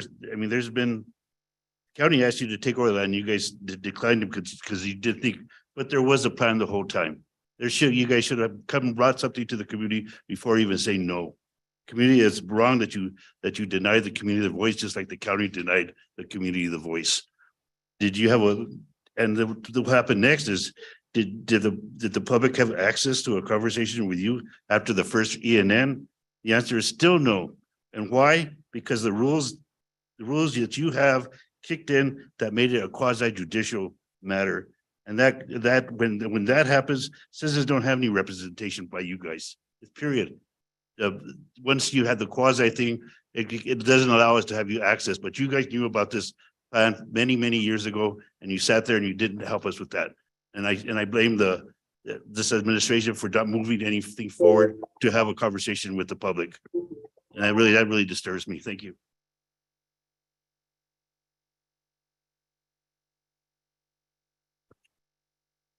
I, Ruben Macias, residing at 5207 Via Nube, solemnly declare and affirm that the testimony I have in reference to this item shall be the truth and nothing but the truth, and do this under the penalties of perjury. City councilors, I'm here to ask you to approve the Los Prados development, but before I go forward, I would like to fully disclose that I am an employee of HomeWise since November 5th. That doesn't change anything though, because I received help from HomeWise long before that to purchase my first home. I've also been a proponent of affordable housing around my neighborhood long before then. And this project has been dragged out for almost 2 years at this point, long before I had even gotten into this whole debacle with everybody. But I have to say this, and I hope everyone listens clearly. We are in a housing crisis. I looked up on Zillow earlier today. There are 2 houses under 350K. And I know Zillow is not representative of every house on NMLS, but it is a scary thought to think of what's going to happen in the future if we don't act now. You can postpone this, you can delay it, you can continue to slow down the process, and that's going to be how do I say, crisis waiting to happen. There's a lot of people in this room right now that are supporting this project that don't have the courage to even come up here. So before I go forward with what I have to say, I would like to ask those in favor of affordable housing, please stand. Sir. If you are in favor of affordable You are housing, out please of stand and order. tell them that you are here. You are out of order. My apologies. I didn't know you could not do that. So I will continue with my speech. If the misrepresented and non-represented are not able to voice, it is important that the city council knows that there are many people on the south side, on the airport, that are not represented here.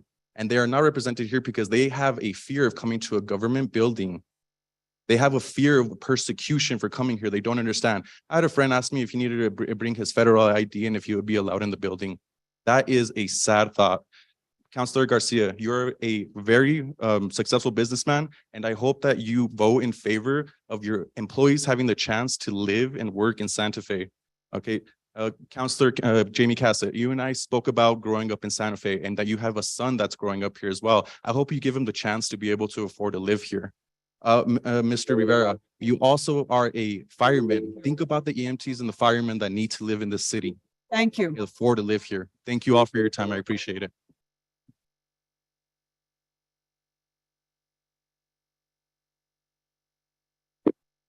Good evening, everyone. My name is Rafael Garcia, residing at 2800 South Meadows Drive. Solemnly declare and affirm that the testimony I have in reference to this item shall be the truth and nothing but the truth, and do this under the penalties of perjury. Thank you all for having me tonight. I live just down the road from the project we're all here discussing today, and I've lived in the southern side of Santa Fe my entire life. My family has operated 2 restaurants here in the city of Santa Fe. I can't tell you how many times we have employees of ourselves that we try to hire and can't afford to live here. They're driving hours in distance to try to make it to work. It's very difficult, all in all. I am full support of this project and definitely need to move forward with this. All I have to say, thank you for your time. Thank you. I, Gerardo Macias, residing at 7612 Cree Circle, solemnly declare and affirm that the testimony I have in reference to this shall be the truth and nothing but the truth. I do this under penalties of perjury. Good evening. I lived in Santa Fe for the last 30 years, and I have seen a change. I think we deserve to have affordable housing because the majority of people that made this town what it is, decide should be able to stay here. And a lot of times I grew up, in a lower income home, and my parents eventually moved up. But I remember how hard it was for us to get a home. And, just seeing how everybody struggles, I think that, the best thing is to give everybody a chance to have somewhere to stay, somewhere to feel safe. And I think affordable housing is something that would benefit the community. I am in favor of affordable housing. Thank you. Thank you.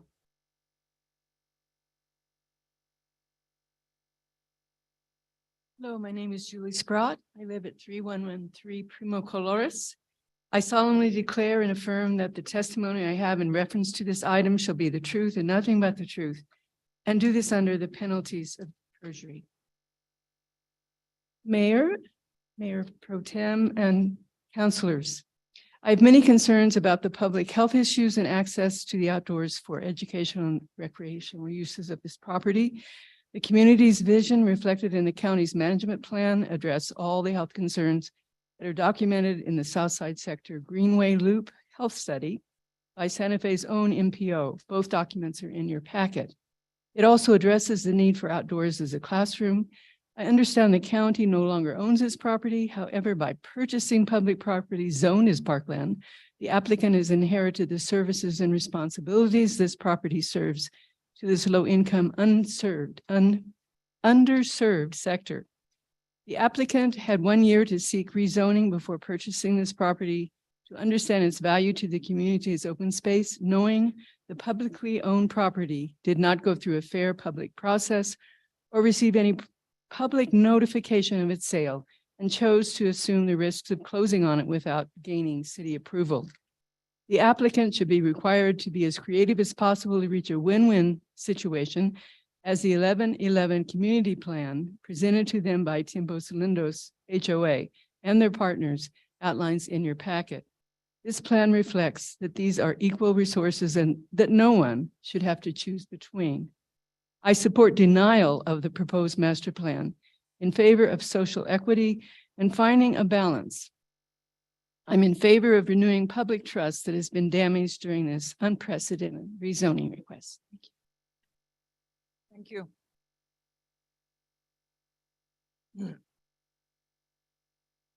Hi, Raymond M. Herrera, residing at 379 Hillside Avenue.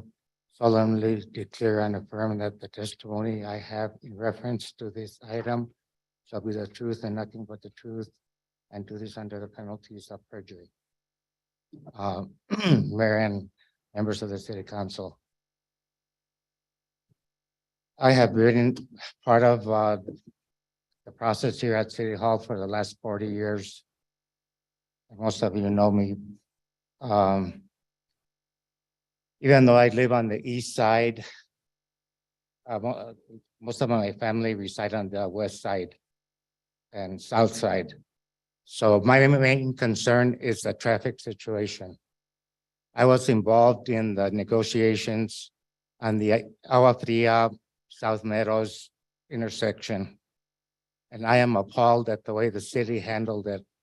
They totally went against the property owners in negotiating the intersection improvements. To me, that's one of the major intersections in Santa Fe, and I think, and I really say from heart that you are putting the health, safety, and welfare of our citizens, especially our kids, in danger in that, not only in that intersection, but mostly in that one. Also, the issue of affordable housing. I have nothing against affordable housing. The one thing I do declare is that the reason we have affordable housing is that our mayor, Alan Weber, has sold our community down the drain. Thank you.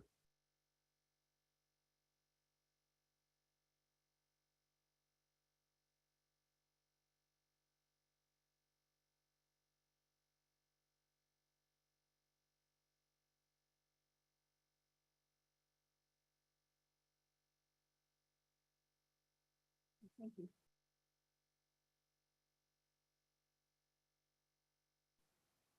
Thank you.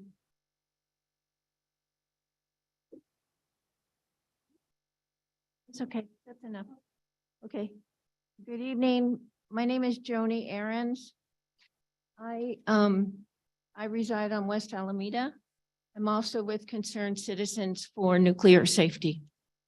I solemnly declare and affirm that the testimony I have in reference to this item, to these items, shall be the truth and nothing but the truth, and do this under the penalties of perjury. I'm here tonight to talk about an opportunity that's available that we could get the Everline facility cleaned up. Specifically, there's very similarities to a material disposal site or a dump at Los Alamos National Laboratory, and it is here at MDAB. The similarities between the Everline facility and MDAB are that they basically began operations around the same time. And while Everline isn't a dump, as Mr. Englert talked about, they found cesium, americium, plutonium at the Everline facility. And just as an aside, we had a meeting on Friday with the New Mexico Environment Department, Radiation Control Bureau. We learned that the building is unstable, that it may be leaking, which means that any of the radiation that's inside that building may be escaping. And it's going to take 2 years to get the decommissioning process started or get the decommissioning approved. So our recommendation at this point in time is that a tent be put over that building as soon as possible with HEPA filtration. And we ask that you vote no on any of this rezoning until the Everline facility, which is possibly leaking, is cleaned up. Now, this MDAB here, this was a dump that was a Manhattan Project dump from and Lano cleaned it up. It was 12 feet deep. It had the same kind of radionuclides in it. And they were able to successfully remove the contamination. But the precautionary approach to this is that they didn't make the boundary big enough to look at all of this. And in 2022, at the start of the pandemic, they started building affordable housing across the street. And they found contamination and they're still cleaning it up. That information I submitted in the Prime Government Gov site. Thank you, ma'am. Yes.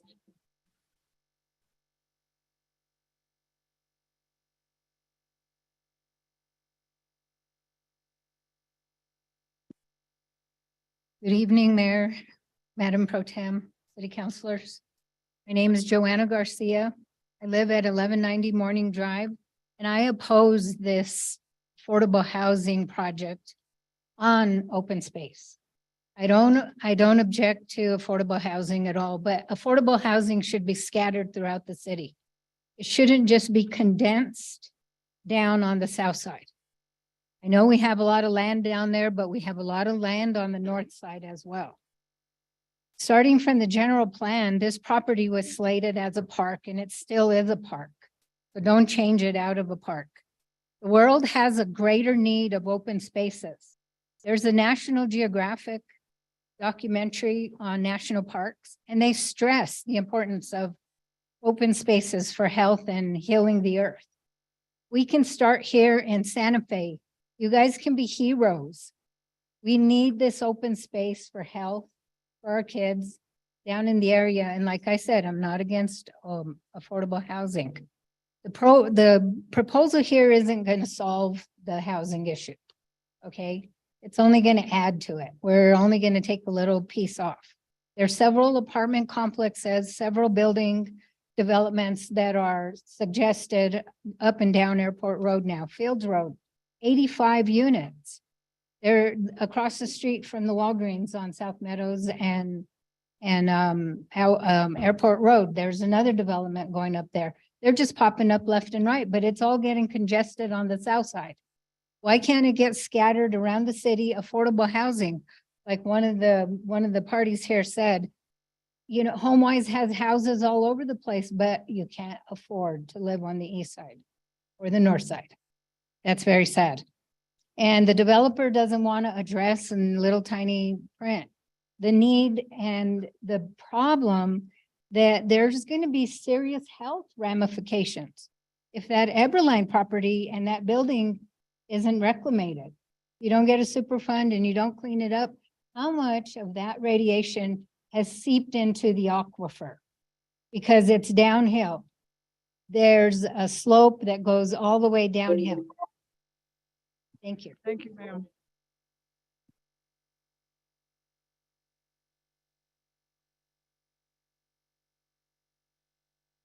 My name is Barbara Torres. I reside on Morning Drive. Solemnly declare and affirm that the testimony I have in reference to this item shall be the truth and nothing but the truth, and to do this under the penalties of perjury. Okay, I was going to address the traffic intersection, saying that South Meadows is the most direct and effective route for the police station, the emergency vehicles to access 589 for the north and northwest areas of Santa Fe. The intersection of South Meadows and Agua Fria has had pedestrian fatalities, and the South Meadows of Airport Road intersection nearly failed the traffic studies during the peak hours. It also has a high rate of accidents on Airport Road, and long lines of traffic entering and exiting the area created more pollution and longer time spent on cars and lowering working class families' quality of life. You know, I support the denial of the rezoning request of the master plan in favor of the open space in reduction of the impact of another high density development on the South Meadows. We need a little bit more open space. If they can get HomeWise to give us more than 5 acres, they can give us 8 acres at least, so we can give more, and like that could provide the 5 schools around that they can go and give classes to open space school. Now with this whole virus thing, they're saying that the classes should be outdoors. If they can give us at least another 2-3 more acres added on. I'm not against affordable housing. I was born and raised here. My backyard goes from South Meadows all the way to Palace Avenue, where I was born at the old hospital. So it's just, I'm not just saying I don't want this in my backyard. Yes, I want affordable housing for everything. I got generations growing here. I want them to have their homes. But I think the city needs to remove the lieu of clause that they have for these developers, for them to pay a fee where they don't have to provide affordable housing. Get rid of that fee. Make them pay, do the affordable housing. Thank you, ma'am.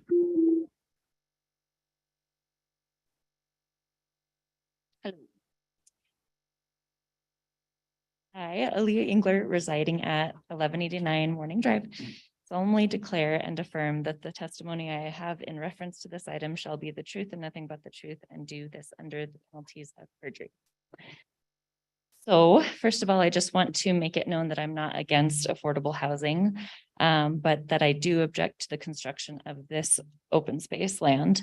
It should have never been up for development after already having been purchased by taxpayers and declared open space over 20 years ago. Now, with that being established, I feel we should reevaluate the master plan if this space is going to be developed. It makes sense to reconfigure this property so that the park is established on the south side. This allows for multiple bike paths that run through the city to actually connect, allowing safe use of the bike paths for pedestrians and riders rather than the city streets. This also reduces exposure to Eberline radioactive residual waste from residential to recreational pathways. Keeping in mind that the tallest point of the land is actually on the southwest corner of the space, this makes tall buildings or really any size being potentially developed there even more obtrusive. They would tower over existing residents on Morning Drive that are currently below grade as is. So it would actually have a negative impact on the surrounding properties. If this space must be developed, please consider doing so in the least obtrusive way possible. Thanks so much. Thank you. Hello. My name is Shelby. I'm residing on Morning Drive. I solemnly declare and affirm that the testimony I have in reference to this item shall be the truth and nothing but the truth, and do this under penalties of perjury. I'll start by saying I'm not against HomeWise. I support their mission and statement and the need for affordable housing. I do support the Chainbreaker Collective and agree with most of the people here. We can all speak ad nauseum about how important this all is. This project would be amazing, but not in this location.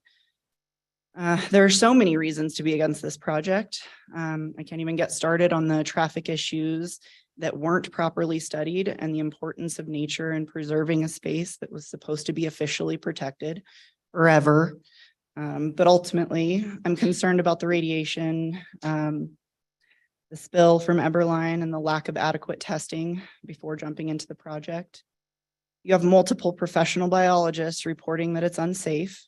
One brings up concerns such as the background and on-site measurements that were incorrectly compared, soil samples that were not collected and measured by radiochemical analysis. This NV5 company that HomeWise commissioned that did not investigate or discuss the radionuclides used or spilled at the Eberline site. Just a friendly reminder to everybody that this is a housing crisis, not a property crisis.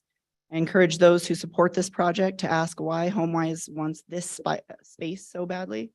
Why was it so easy to get? Why so inexpensive? And why does HomeWise and the people, does HomeWise and the people who run this project really care if they build on a contaminated site? I'm genuinely scared for my family's safety and health and everybody in this area, and so should you be. I'm begging you to hold off on the rezoning of this space until proper testing and cleanup of the Eberline property can be completed. Thank you. Thank you. My name is Aaron Perez. I reside at 1832 South Solito. I, Aaron Perez, solemnly declare and affirm that the testimony I have in reference to this item shall be the truth and nothing but the truth, and do this under the penalties of perjury. So I'm here as a financial professional with a local and established practice with clients all over the state of New Mexico, including Santa Fe, some of whom are my childhood friends. Just to give, context to that, today I met with one of those families who are both state and county employees. They rent in Powake and cannot afford to build home equity in Santa Fe. They cannot afford to reside where they grew up and support our state and city in abundance. It is my fiduciary duty to do everything I can to make my clients financially successful, which is why I stand here tonight in support of this project. And that is all. Thank you. Thank you.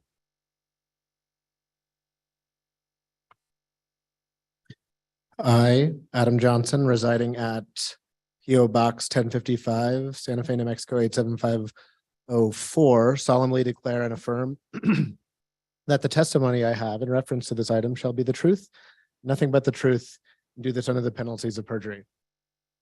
Good evening, Mayor, councilors. I'm the director of the Old Santa Fe Association, and in that capacity, I've been helping the Tiempos Lindos neighborhood address the slated development of the South Meadows site. In particular, I was party to a counter proposal that pitched an 11-11 split of the 22 acres, which you all have in your materials. I see that counter proposal as a gesture of compromise. And while the particular negotiation didn't take in this case, striking a balance between housing our residents affordably and preserving open natural environments is important. You know by now why area residents feel a strong sense that because of failed promises by the county, they are losing a beloved open space. This case in particular has been extremely difficult, even acrimonious at times, because we have pitted two public goods against one another, affordable housing and open space. On the one hand, HomeWise is a proven local affordable housing developer. Their proposal has come a long way, following 4 ENNs and public outreach. If approved, I know they will hold future meetings with neighbors to inclusively develop a park for this part of town. On the other hand, the neighborhood for 2 decades has been told these 22 acres would be open space, and the area is among the densest in town. We can't take back the county's sale of the property. We've come far too along in this process, and the property owners are shielded from such actions by law. What we can do as a city is engage in nuanced conversations that don't place affordable housing and open space on opposite poles. If there is not to be an open space on South Meadows Road, we should commit to setting aside another site nearby for this purpose. We should study not only how to house residents in districts 3 and 4, but how to provide amenities for them. When we do infill housing, which we will need to do, we also need to ensure that we don't do infill overkill and set aside spaces for people to relax, to recreate, and to appreciate our high desert landscape. It won't hurt. This won't heal the hurt of adjacent neighbors right away, but the sooner we work together instead of grouping into opposite camps, the better chance we have to keep Santa Fe, Santa Fe.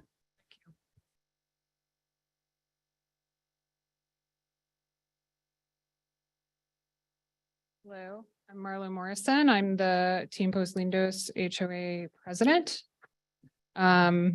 I reside on Morning Drive, and I solemnly declare and affirm that the testimony I have in reference to this item shall be the truth and nothing but the truth. And I do this under the penalties of perjury. Mayor, council, parks are not infill. They are infrastructure. And all Santa Fe parks are zoned R1. During thoughtful planning, they are used to balance high density development called for by the general plan. And this parkland was planned by the community with our local government and adopted by the city on the general plan and the swamp for this reason.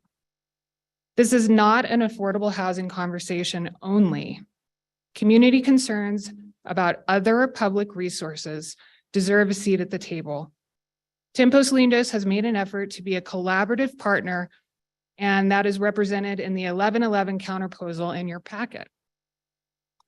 This is about open space that serves the densest parts of the city in District 3 and 4, and it's about preservation of habitat and the benefits that come with it. It's about several processes that have been poorly executed, like the annexation agreement. It's about betrayal of public trust, public health, and a thoughtfully planned use of an intact ecosystem for an outdoor classroom for the public schools with the highest enrollment rates ignored during the sale and the purchase of this public property. This proposal is an overreach. It sets a dangerous precedent that city parks are infill. That is not advantageous to the community of Santa Fe. Also, Everline, is it going to be the city or the applicant that's liable for if the public concern about the proximity is correct? I support denial of this unprecedented rezoning request. Thank you.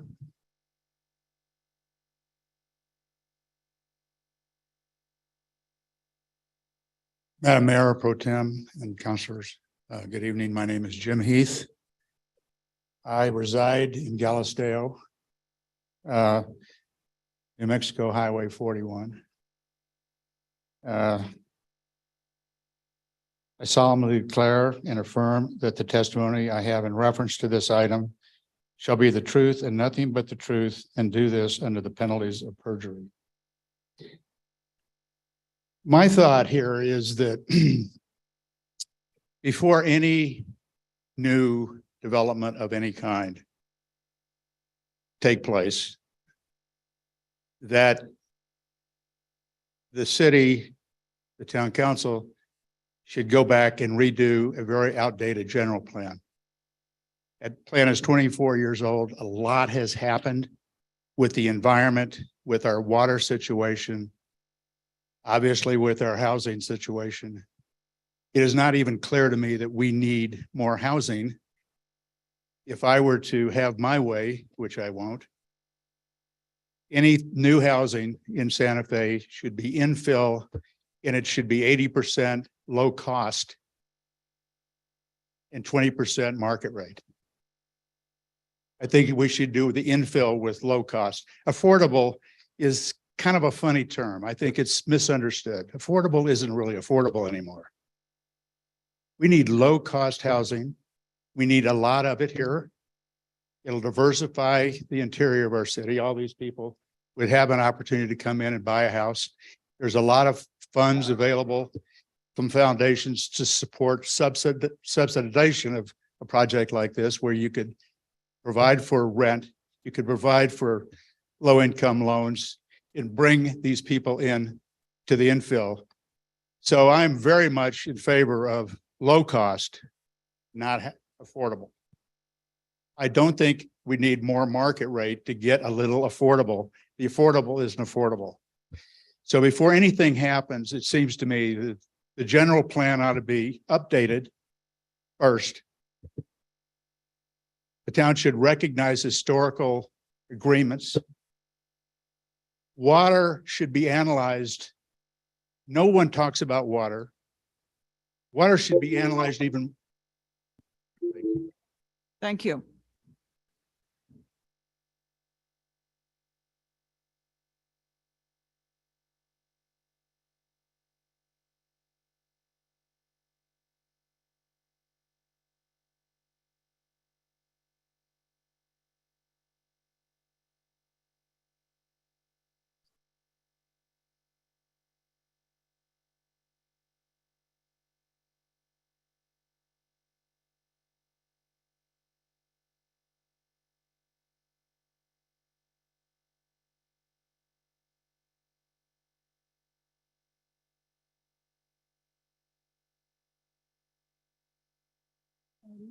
My name is Rachel Thompson. I live on Camino Cielo Vista. I solemnly declare and affirm that the testimony I have in reference to this item shall be the truth and nothing but the truth, and do this under the penalties of perjury.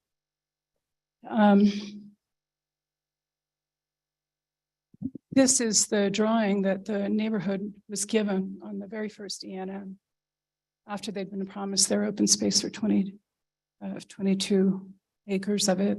So you can imagine it was a shock. There's a little park, it's right in the middle. This case is underneath an argument about who knows best for the South Meadows neighborhood. Indeed, any neighborhood. And excuse me, good evening, Honorable Mayor, Mayor Pro Tem and members of the council. Indeed, any neighborhood. Is it the people who live there, which we also call the community, or is it the developer who has that knowledge? Or at least the most efficient survey tool to approximate it, and should be permitted to drive the development process? We are a city, local government and citizens, deeply committed to public engagement. Look at the Midtown development process. Look at the chart process designed to heal divisions in Santa Fe. In contrast, here is HomeWise's platform today, according to their new Chief External Affairs Officer, Joanna Gilligan. And I quote from a recent video thing. What we're beginning to recognize is that we created a lot of community engagement processes in our development coming out of urban renewal, which is very understandable and very well intentioned. Like, we made a lot of bad decisions from the standpoint of a singular planning, we know what's best mindset in the 60s and 70s.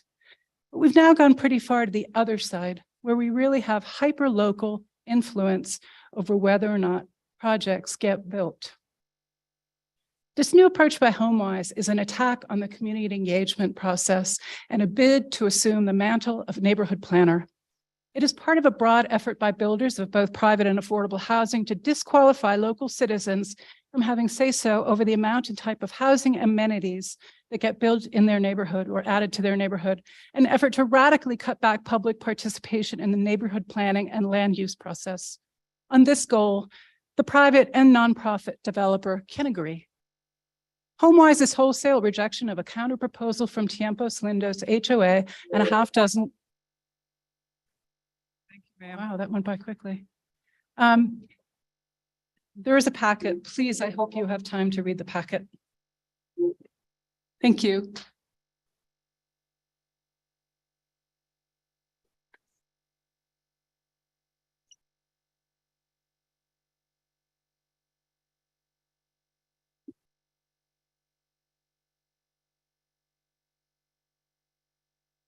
Hello, council members.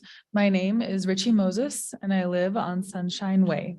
I declare and affirm that the comments I am going to make tonight are the truth, nothing but the truth under penalty of perjury. So to start, hello, folks, council, mayor pro tem. My largest question is, how did this land even become a park? Because it was originally decided to be a park by resident voters. I'm a consistent voter. I pay attention to the local bonds. I voted yes to these bonds. And the money that has been allocated for libraries, buildings, amenities in our city was sold to HomeWise. This should have been decided by a vote. This should have been on a ballot. This is not the decision for council members to do and disregard the rights of the people in this town. I voted and you should follow the votes of the people. Thank you. Thank you.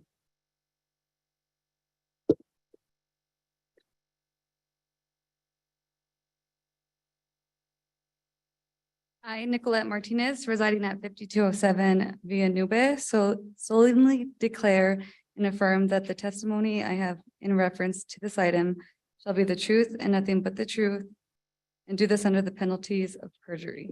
Thank you. Good evening, City Council and Mayor Weber. I'd like to disclose that I am a HomeWise client turned employee. I was born and raised in Santa Fe and grew up on the south side in the low-income housing neighborhood off Highway 14. And in 2019, when me and my fiance decided to look for a home, we never thought that we'd be able to afford a home in Santa Fe. In 2020, thanks to HomeWise, we were able to realize our dream. Since then, I've had the pleasure of seeing the impact made on families looking for the stability of a home. I support the development of the Los Prados community because it will help 161 families realize their dream of homeownership. Many of these people who will benefit from this development are the heart of Santa Fe and what makes us such a beautiful and unique place to live. Thank you. Thank you.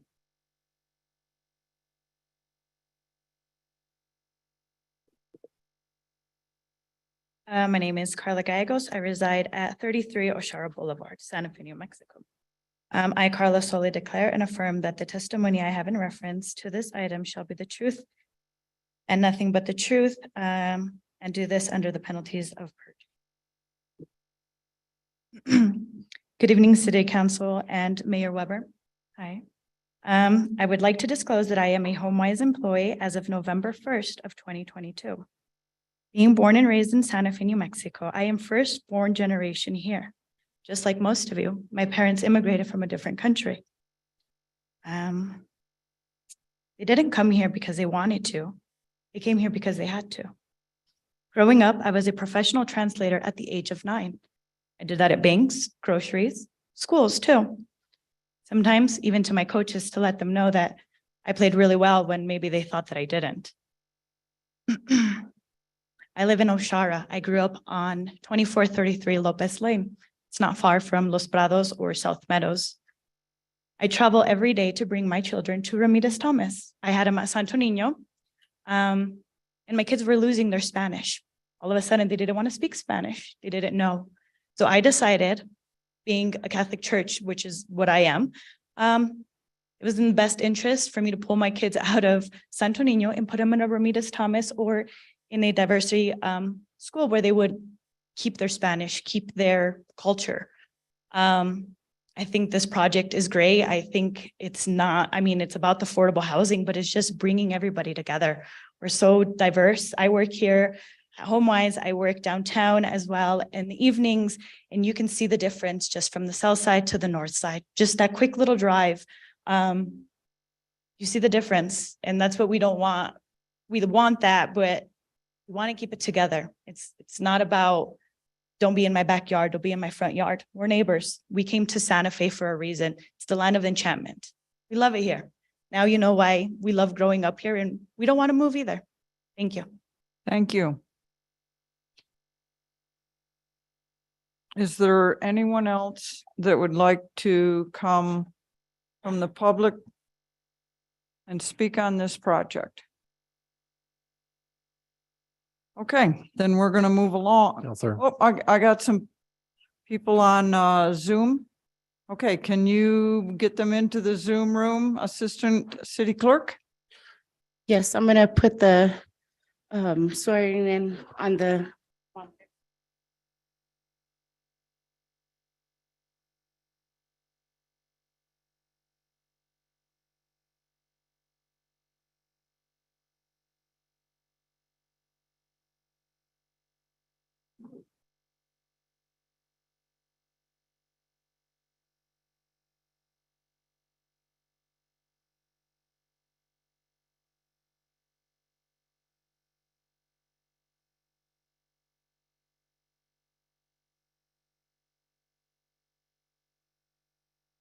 Thank you.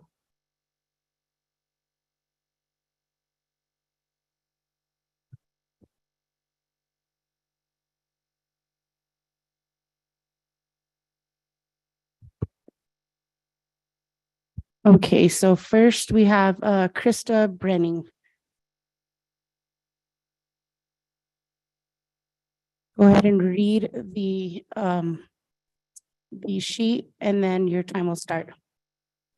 I, Krista Brenning, residing at Terra de Coral Street, solemnly declare and affirm that the testimony I have in reference to this item shall be the truth and nothing but the truth, and do this under the penalties of perjury. Hello, Mayor, Council, Mayor Pro Tem. I'm a public servant and I work in the nonprofit sector. I'm here this evening to emphasize the existing zoning R1 is not a default zoning. All Santa Fe parks are zoned R1 with a special use of park. This entire 22 acres is clearly reflected on the general plan as park, and in this case, also the Southwest Area Master Plan, which was adopted by the city after annexation. This is an R1 park zoning, not default zoning. It's been zoned very intentional for specific use that is needed in this sector of the city. Think about Fort Marcy, Frenchies, Hyde Park, and Cathedral Park. What would Santa Fe be without them? What would the south side of Santa Fe be without our open space? Parks are not infill. They are infrastructure that serves everyone in a community, including those who cannot qualify for homeownership or are renting, and those who are visiting for temporary work. Planning decisions are made around infrastructure like parks. That is exactly what the sector did when accepted high density in the Southwest Area Master Plan, and high density is called for by the general plan. As the highest density sector in the city, we didn't just accept it, we have accomplished it. New York Central Park is an extreme example, but it quickly brings to clarity to why large parks and open spaces are vital in high density areas, and why this property was very appropriately zoned and adopted by the city. Rezoning this parkland set a dangerous precedence for all Santa Fe parks, like those ones that I just stated to you, Frenchies, Fort Marcy, Hyde Park, Cathedral Park, instead of the vital infrastructure they are. I support denial of this unprecedented request to rezone an open space city park. I also want to thank you. Next up, we have Daniel Warrath.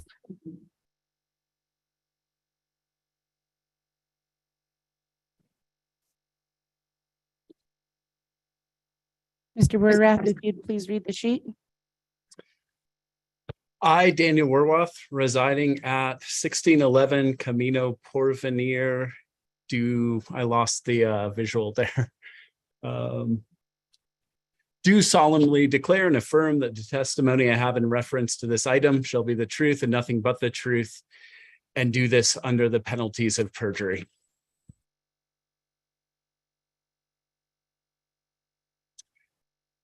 Mayor Pro Tem, councilors, I appreciate the opportunity to address you tonight.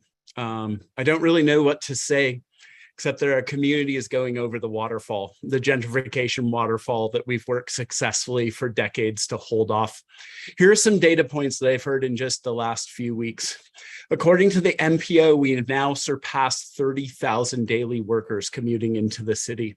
According to the Santa Fe County Housing Needs Assessment, 7% of current Santa Fe County residents can afford the median priced home.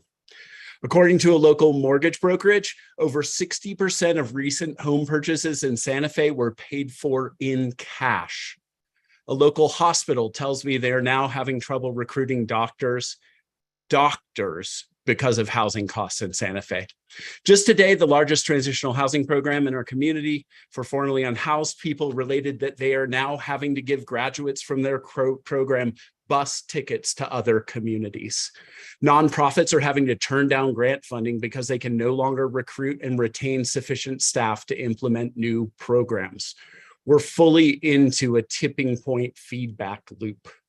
According to census data, in 2019, Santa Fe County lost 11,000 residents. 11,000 before the pandemic. That's 7% of its total population, which was then replaced by a little more than 11,000 wealthier, whiter residents. We're in a one-to-one displacement situation. Every moderately priced home we don't build is almost certainly a working class renter family displaced from our community in the next few years. I'll leave you with the question of who that will be. Will it be a teacher, a childcare provider, the person who picks up your trash, a nurse who saves a family member's life, or perhaps someone in this room tonight? Thank you. Thank you.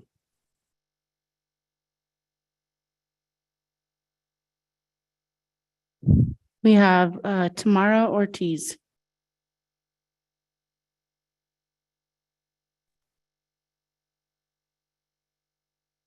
Hello, I, Tamara Ortiz Martinez, solemnly declare and affirm that the testimony that I have in reference to this item shall be the truth and nothing but the truth, and do this under the penalties of perjury.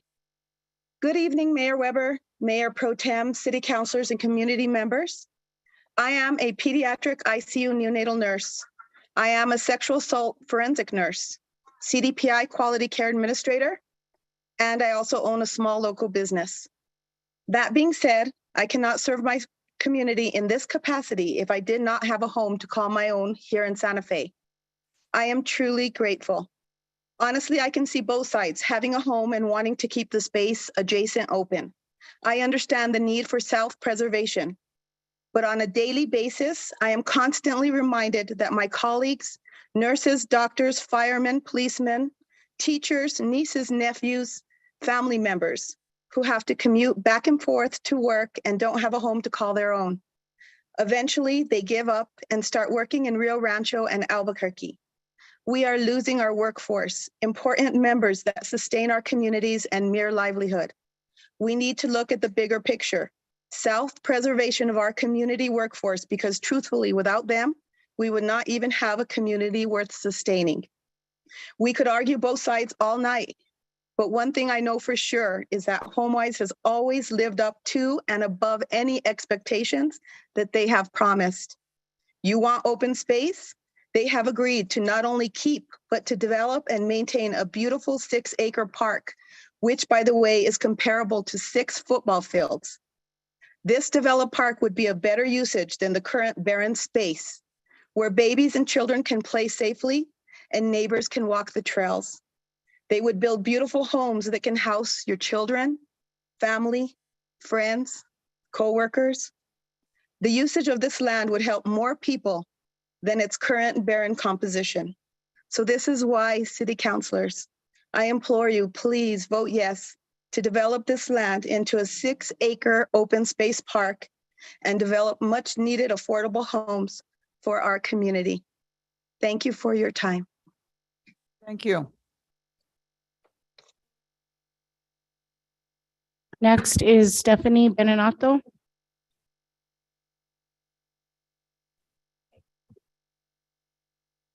Hello, can you hear me? Yes. Okay, the affirmation went off the screen. I can't see it.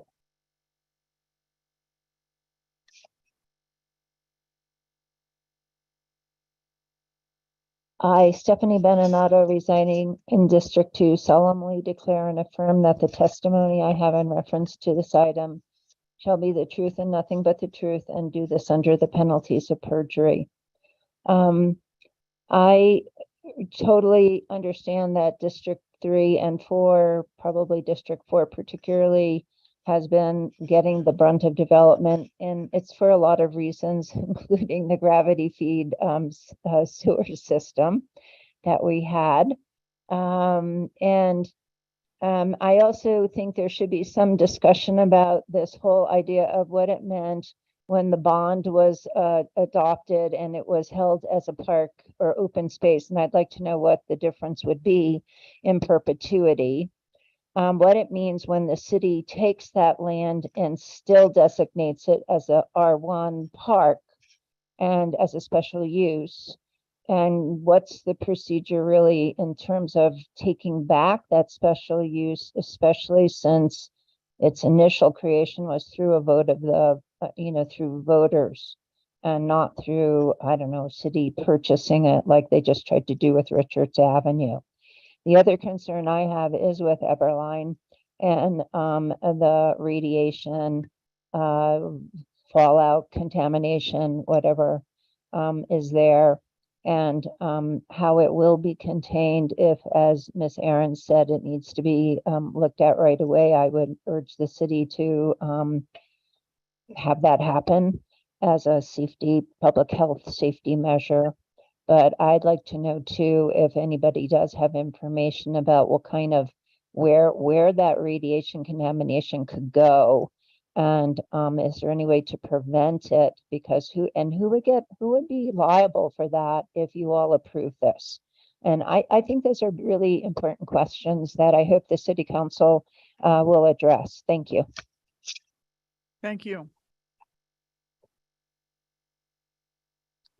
Okay, next is Alba Blondes.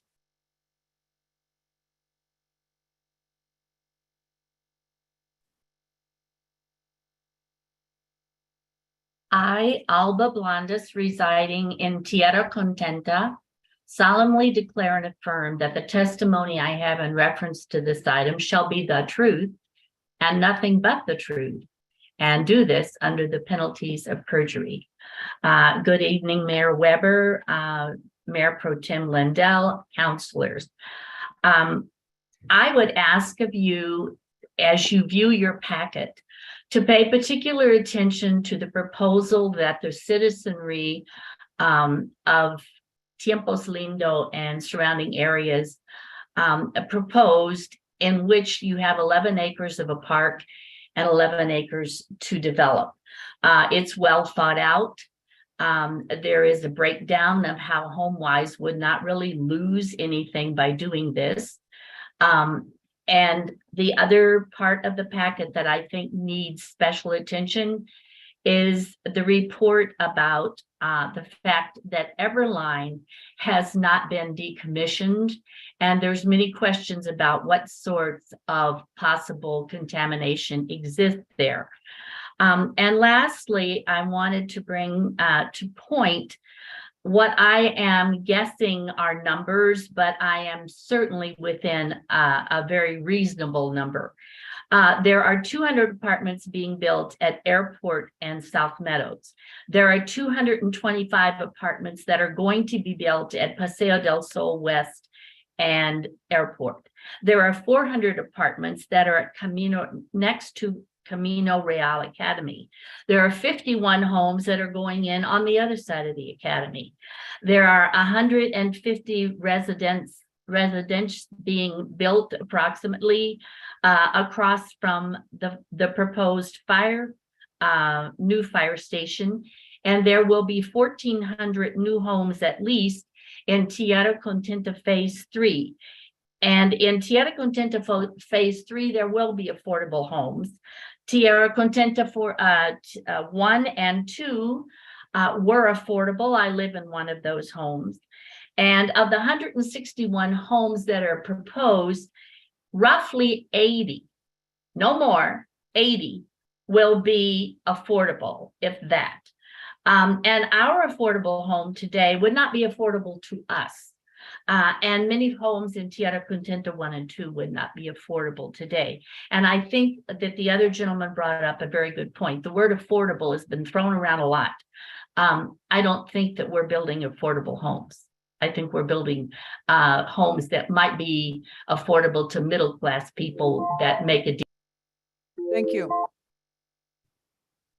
Next, we have Jonathan Baca.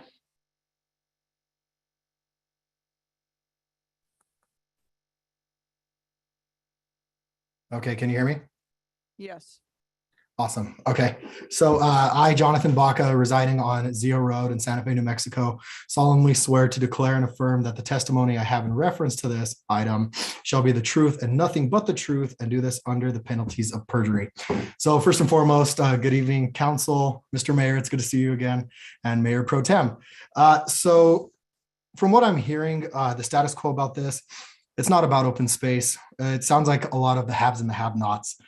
I keep hearing that there's a lot of folks that are saying that are opposed to this, that are saying, I'm not against affordable housing, but that resonates with me because this isn't about formalities. We're not talking about open space and government process, in my opinion. We're talking about what's right and wrong. Everyone deserves the right to live a good and prosperous life. People that have to drive at least 2 hours a day to do so in order to provide for their family aren't living that exact life that Santa Fe really thrives itself off on being called the city different. I've heard outdoor classroom multiple times too. I've driven by that property on multiple occasions as a member of the country club, and I've yet to see anybody use it, clean it, even park their car in it, let alone speak of its value and, you know, the necessity that the neighboring, you know, folks, you know, require, but, you know, its presence. And even more importantly too, I heard that it was used in the same breath as Patrick Smith and Frenchie's Park. To compare those two is completely asinine because their usage, their aesthetic appeal, and their overall, you know, just aesthetic appeal altogether is like night and day. My issue is that, again, it comes down to folks realizing a potential hit to their home's equity. That, again, you know, just speaks to right and wrong. Me personally, I don't need affordable housing. My kids don't. I come from a very, you know, well-off, you know, family. My kids are going to be well off as well. So it's not a question of necessity on my end. It's a question of right or wrong, because there's a lot of people that aren't as fortunate as me to grow up that are working just as hard, if not harder, to realize the dream that the city of Santa Fe offers. And even more so, I'll close on this. As of 2020, a report said that 7,300 homes were short from the affordable aspect in the city of Santa Fe. So again, thank you, Mayor. It's good to see you again. You guys have a good evening. Thank you. Next, we have Catherine Shera.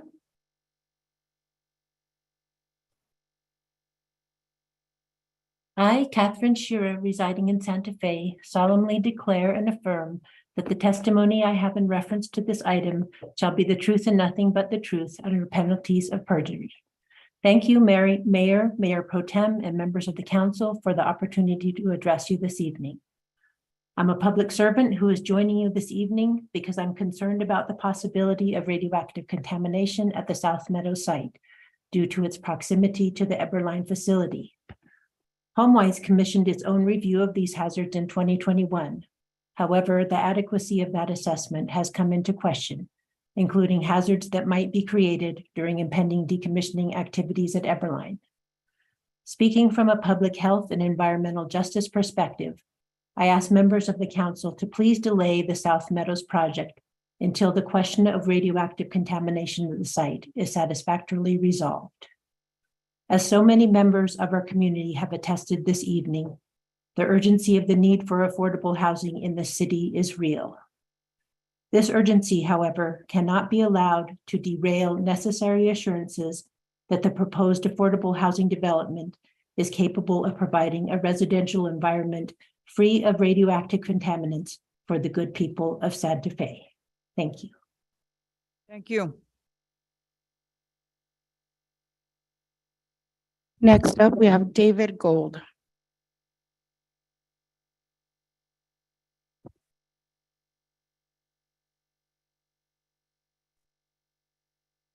I, David Gold, residing at 396 Calle Colina, solemnly declare and affirm that the testimony I have in reference to this item shall be the truth and nothing but the truth, and do this under the penalties of perjury.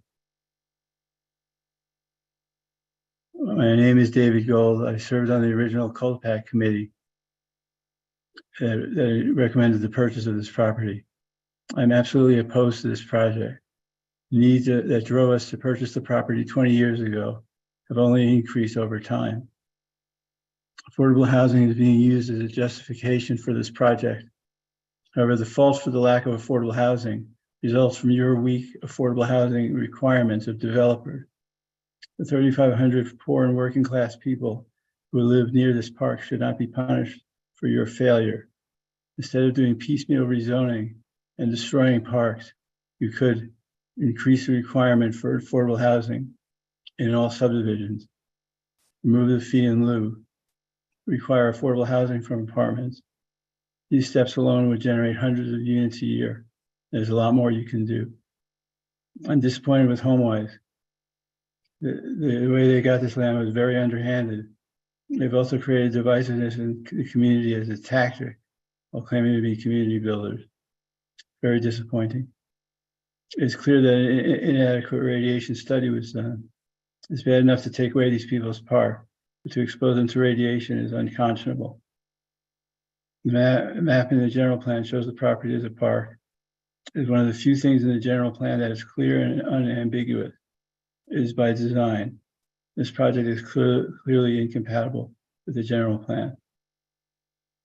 30 years from now, you could have either 17 acres of dense subdivision in the middle of a more dense subdivision, or you could have an amazing 22-acre park, and people will honor your brilliance. As the city density increases, parks will become more and more valuable. Be brilliant visionaries.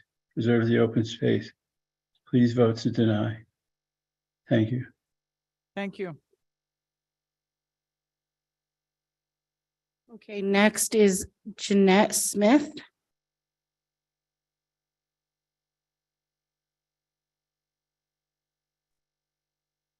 I, Jeanette Smith, residing at Acres Estates, Haynes Road, solemnly declare and affirm that the testimony I have in reference to this item shall be the truth and nothing but the truth, and do this under the penalties of perjury. Mayors, city councilors, thank you. I would like to ask a question about the annexation settlement agreement, specifically page 5, number 4, that reads, Santa Fe County owns a park on South Meadows, which was annexed into the city. Santa Fe County is prepared to turn over that park to the city and has money allocated for park improvements, which could also be turned over to the city along with the park. After annexation, it is said that there were at least 2 informal discussions about the donation of this park with several city officials over the course of more than one administration. The county submitted remedial notes to the state auditor in a 2022 investigation, confirming at least one of the informal discussions taking place. It is clear the city was aware of this property. Some of the city said they could benefit the maintenance on another park. However, in the simplest terms, annexation requires homeowners to pay taxes for city services. Park maintenance is a city service. This sector pays equal percentage of taxes that then goes to maintenance in other parks around the city. This highlights social equity concerns. The Parks Division staff has confirmed the 22 acres open space park costs the same to maintain as the proposed 5-acre park. How can the city justify except? Thank you.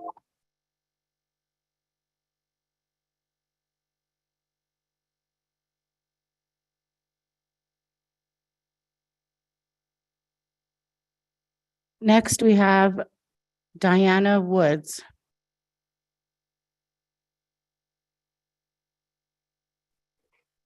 I, Diana Woods, residing at 121 Moore Street, solemnly declare and affirm that the testimony I have in reference to this item shall be the truth and nothing but the truth, and I do this under the penalties of perjury.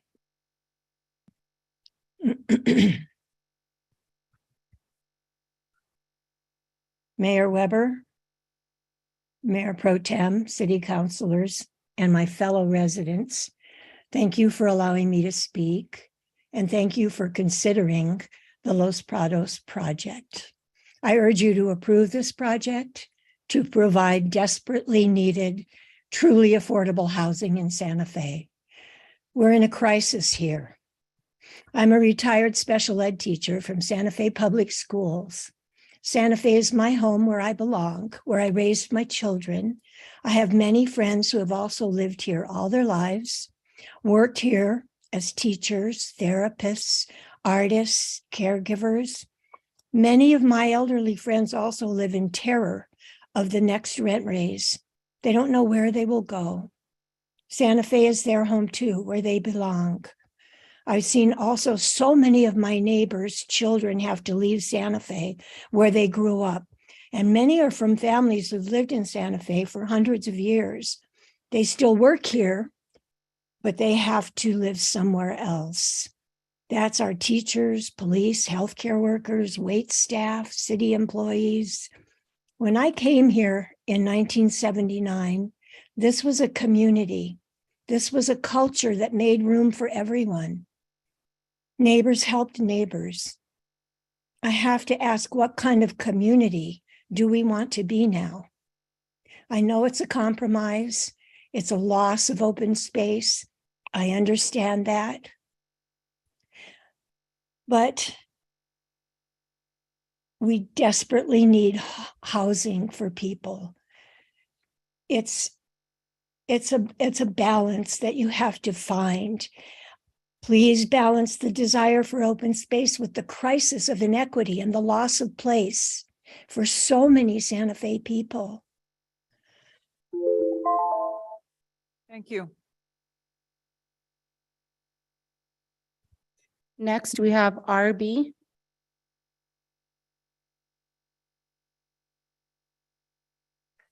Good evening, all.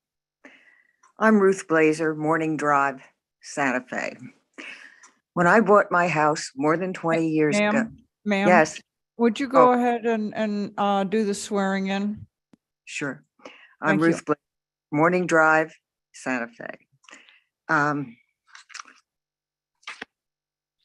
Where is it? I declare and affirm my testimony in reference to this matter shall be the truth and nothing but the truth under penalty of perjury. Thank you.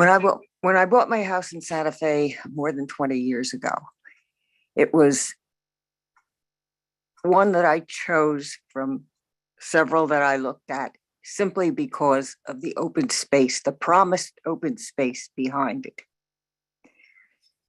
If you can close your eyes and see the overmap that HomeWise had put up, at that time, Rufina Drive or Rufina Road ended at South Meadow, and South Meadow was not open to Airport Road. Los Colares did not exist. The first change I noticed was when they opened South Meadow to Airport Road, the traffic and the 18-wheelers, I could hear the tires on the road. And in that time, 599 has connected up with Agua Fria. The traffic has increased incredibly. HomeWise, Jennifer Jenkins admitted in previous testimony that HomeWise has built 5 or 6 of these projects in the area. How much is enough? The more you build, the more will come. Take her word infill and substitute the word sprawl, and that's what you're going to get. Perhaps one of the solutions to the problem is to invest more in developing your public transportation system so that people can easily get into Santa Fe from outlying districts.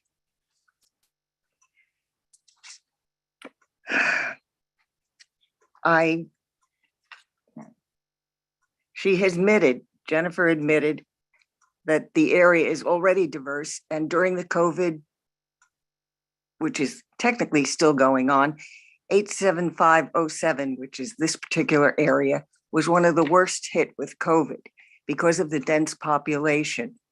We really, really don't need any more people. Thank you. Next is Sergio Castillo.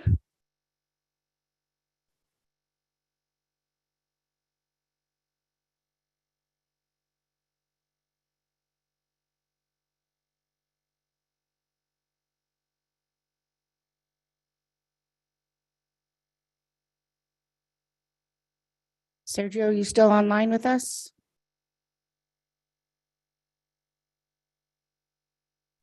Hello? Go ahead. Hello, can you hear me? Yes. Okay, here you go.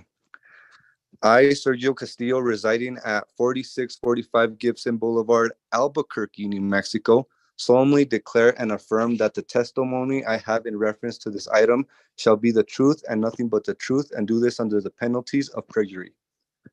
I am a local realtor that has been forced to move to Albuquerque due to the problem with affordable housing in Santa Fe. It is truly disappointing to see how many of the local workforce has been forced to settle to move to the surrounding areas when their dream home is here in city of Santa Fe, close to their family. My fiance and I share these struggles as we have a 10-month-old son that is forced to be far from his family in Santa Fe. It has made it very difficult for us to have to commute to Santa Fe anytime we're in need of help from our family. I am for keeping families together, the workforce strong, by not forcing a long commute just to work in our beautiful city of Santa Fe. I am for the affordable housing development project and encourage you all to do the same. Thank you so much. Thank you.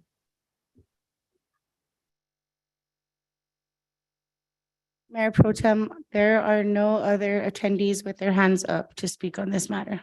Thank you. Okay, so no one else wants to come to the microphone? I'm sorry, I can't let you come back. You've been there once. Anyone else that has not been to the microphone? Okay, so we will move along, and we will now have questions from members of the council to the applicant, staff, and we will start. Does anyone want to volunteer to start? Councilor Garcia, thank you. Before I start with question, I guess when we get into questions, it's kind of hard to set a breaking point. And I guess I'd like to get the appetite of the council to see if we should hold off on questions and reconvene, or push through, which might be a bit more challenging to determine when we shut off questions, which could potentially go into late hours. So I guess maybe if it's allowable, Madam City Attorney, if we can figure out what the length of questionings we might have in front of us. Is it an hour's worth, 4 hours worth, 6 hours worth? Mayor Pro Tem Lindell, Councilor Garcia, it'd probably be best to put a motion on the table if you want to have that discussion of some sort of motion. Okay, so we can have the discussion. I'll make a motion to recess this meeting and reconvene to allow for adequate time for questions. And did reconvening to our next city council meeting next Wednesday, February 8th. I'll second for discussion. We have a second for discussion. Thank you, Councilor.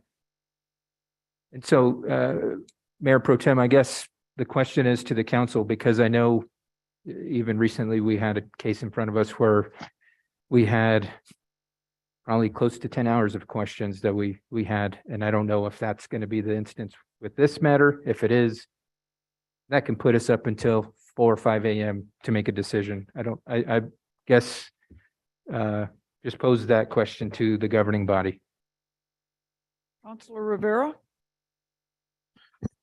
Thank you, Madam Mayor Pro Tem. I think I would support that because I noticed that many people have left, and I know that we can ask questions of people that have made comments, and maybe some of the neighbors here can, or some of the people in the room that had people that spoke that we may have questions for, they can let them know and potentially come back at the next governing body meeting. So hopefully that can happen. I'm not sure if it can or not, but.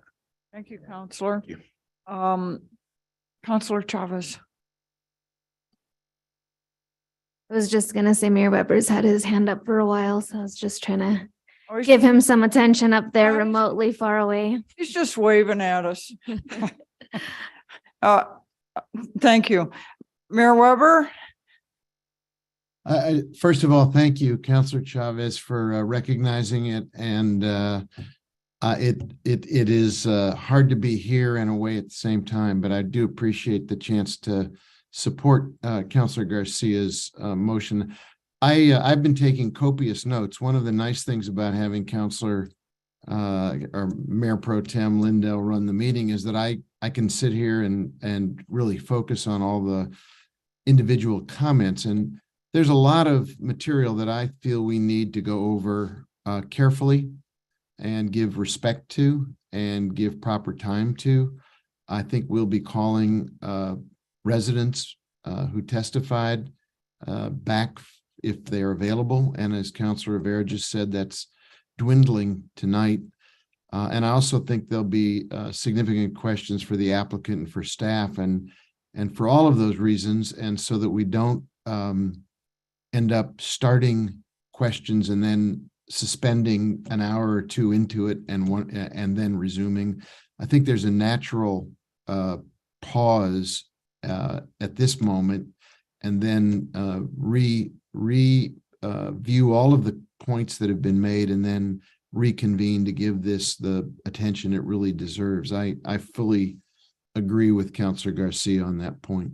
Thank you. Councilor Cassett. Thank you so much, Mayor Pro Tem. How is our February 8th agenda looking? I believe we have one historic board appeal, and that's it. Okay. For a public hearing. Okay, so we don't have any other ordinances and how's our consent agenda? Actually, we do have the e-bike going for approval on that day. It's pretty, okay. City Manager Blair, you look very much like you want to say words.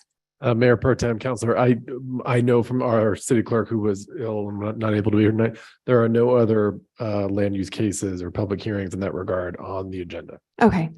In that case, I would also support breaking now. I think that there has been a lot of information, and I will say with some of our other land use cases that we have bifurcated or even trifurcated. That time in between can actually, I find to be really beneficial for me to digest and really make sure that I am able to ask questions, not late at night. So I would also be in support of Councilor Garcia's suggestion. Thank you. Okay, so Assistant City Clerk, would you please read the roll for a vote? We have a motion and I just had a comment. Thank you. Pardon me, Counselor. Thank you. I just wanted to thank everybody for taking time to testify. I know sometimes it's not easy to express what you want to say in 2 minutes. And so we appreciate it. We all took notes. There may be follow-up questions. I did want to recognize the ASL interpreters and the Spanish interpreters. Hard work. Even if it may be distracting to some people, this is extremely important for people to be able to have interpretation opportunities. So I did want to say that. And I also want to say in the next meeting, we need to figure out how Zoom can provide translation for folks, because there's a way to do it. And so I want us to look at that. I got messages from folks saying that they couldn't they were on Zoom because they wanted to testify, but there was no translation ability. So I know that we have that for YouTube, but if you want to testify, then there's this kind of weird balance we need to find. So I want us to look for a goal to solve that problem for the next meeting. And I do think that with the questions that we have, it's going to take some time. I was just calculating it'd probably be 2 more hours of questions based on the number we have here. So I'm in favor of waiting till next week. And thank you all for making the time to sit through a very long meeting, and we'll have another long meeting next week. Thank you. Counselor Cassett. Thank you so much. I wanted to just clarify, we had done this with our previous land use case that we divided. Just for members of the public, that the time for written comment, even though we are delaying the meeting, is still over. So there's maybe City Attorney McSherry, you can take this from me because you will be able to explain it much better. Mayor Pro Tem Lindell, Councilor Cassett, that's correct. So the deadline that was yesterday at 5 p.m. is still the same deadline. The public comment has also completed at this point, unless there was a specific motion to do something differently. But under our procedures, the next thing is questions. It doesn't change the standard parts of the hearing to extend the date we reconvene at. Okay, thank you. Thank you, everyone. We're going to take a vote on this. I do appreciate everyone coming tonight, and thank you to staff. We've done this many times recently, and I think that it's a good decision for us to see if we should adjourn prior to 2:30 in the morning. Seems like a good decision to me. So if you could read the roll, please. Counselor Cassett, Yes.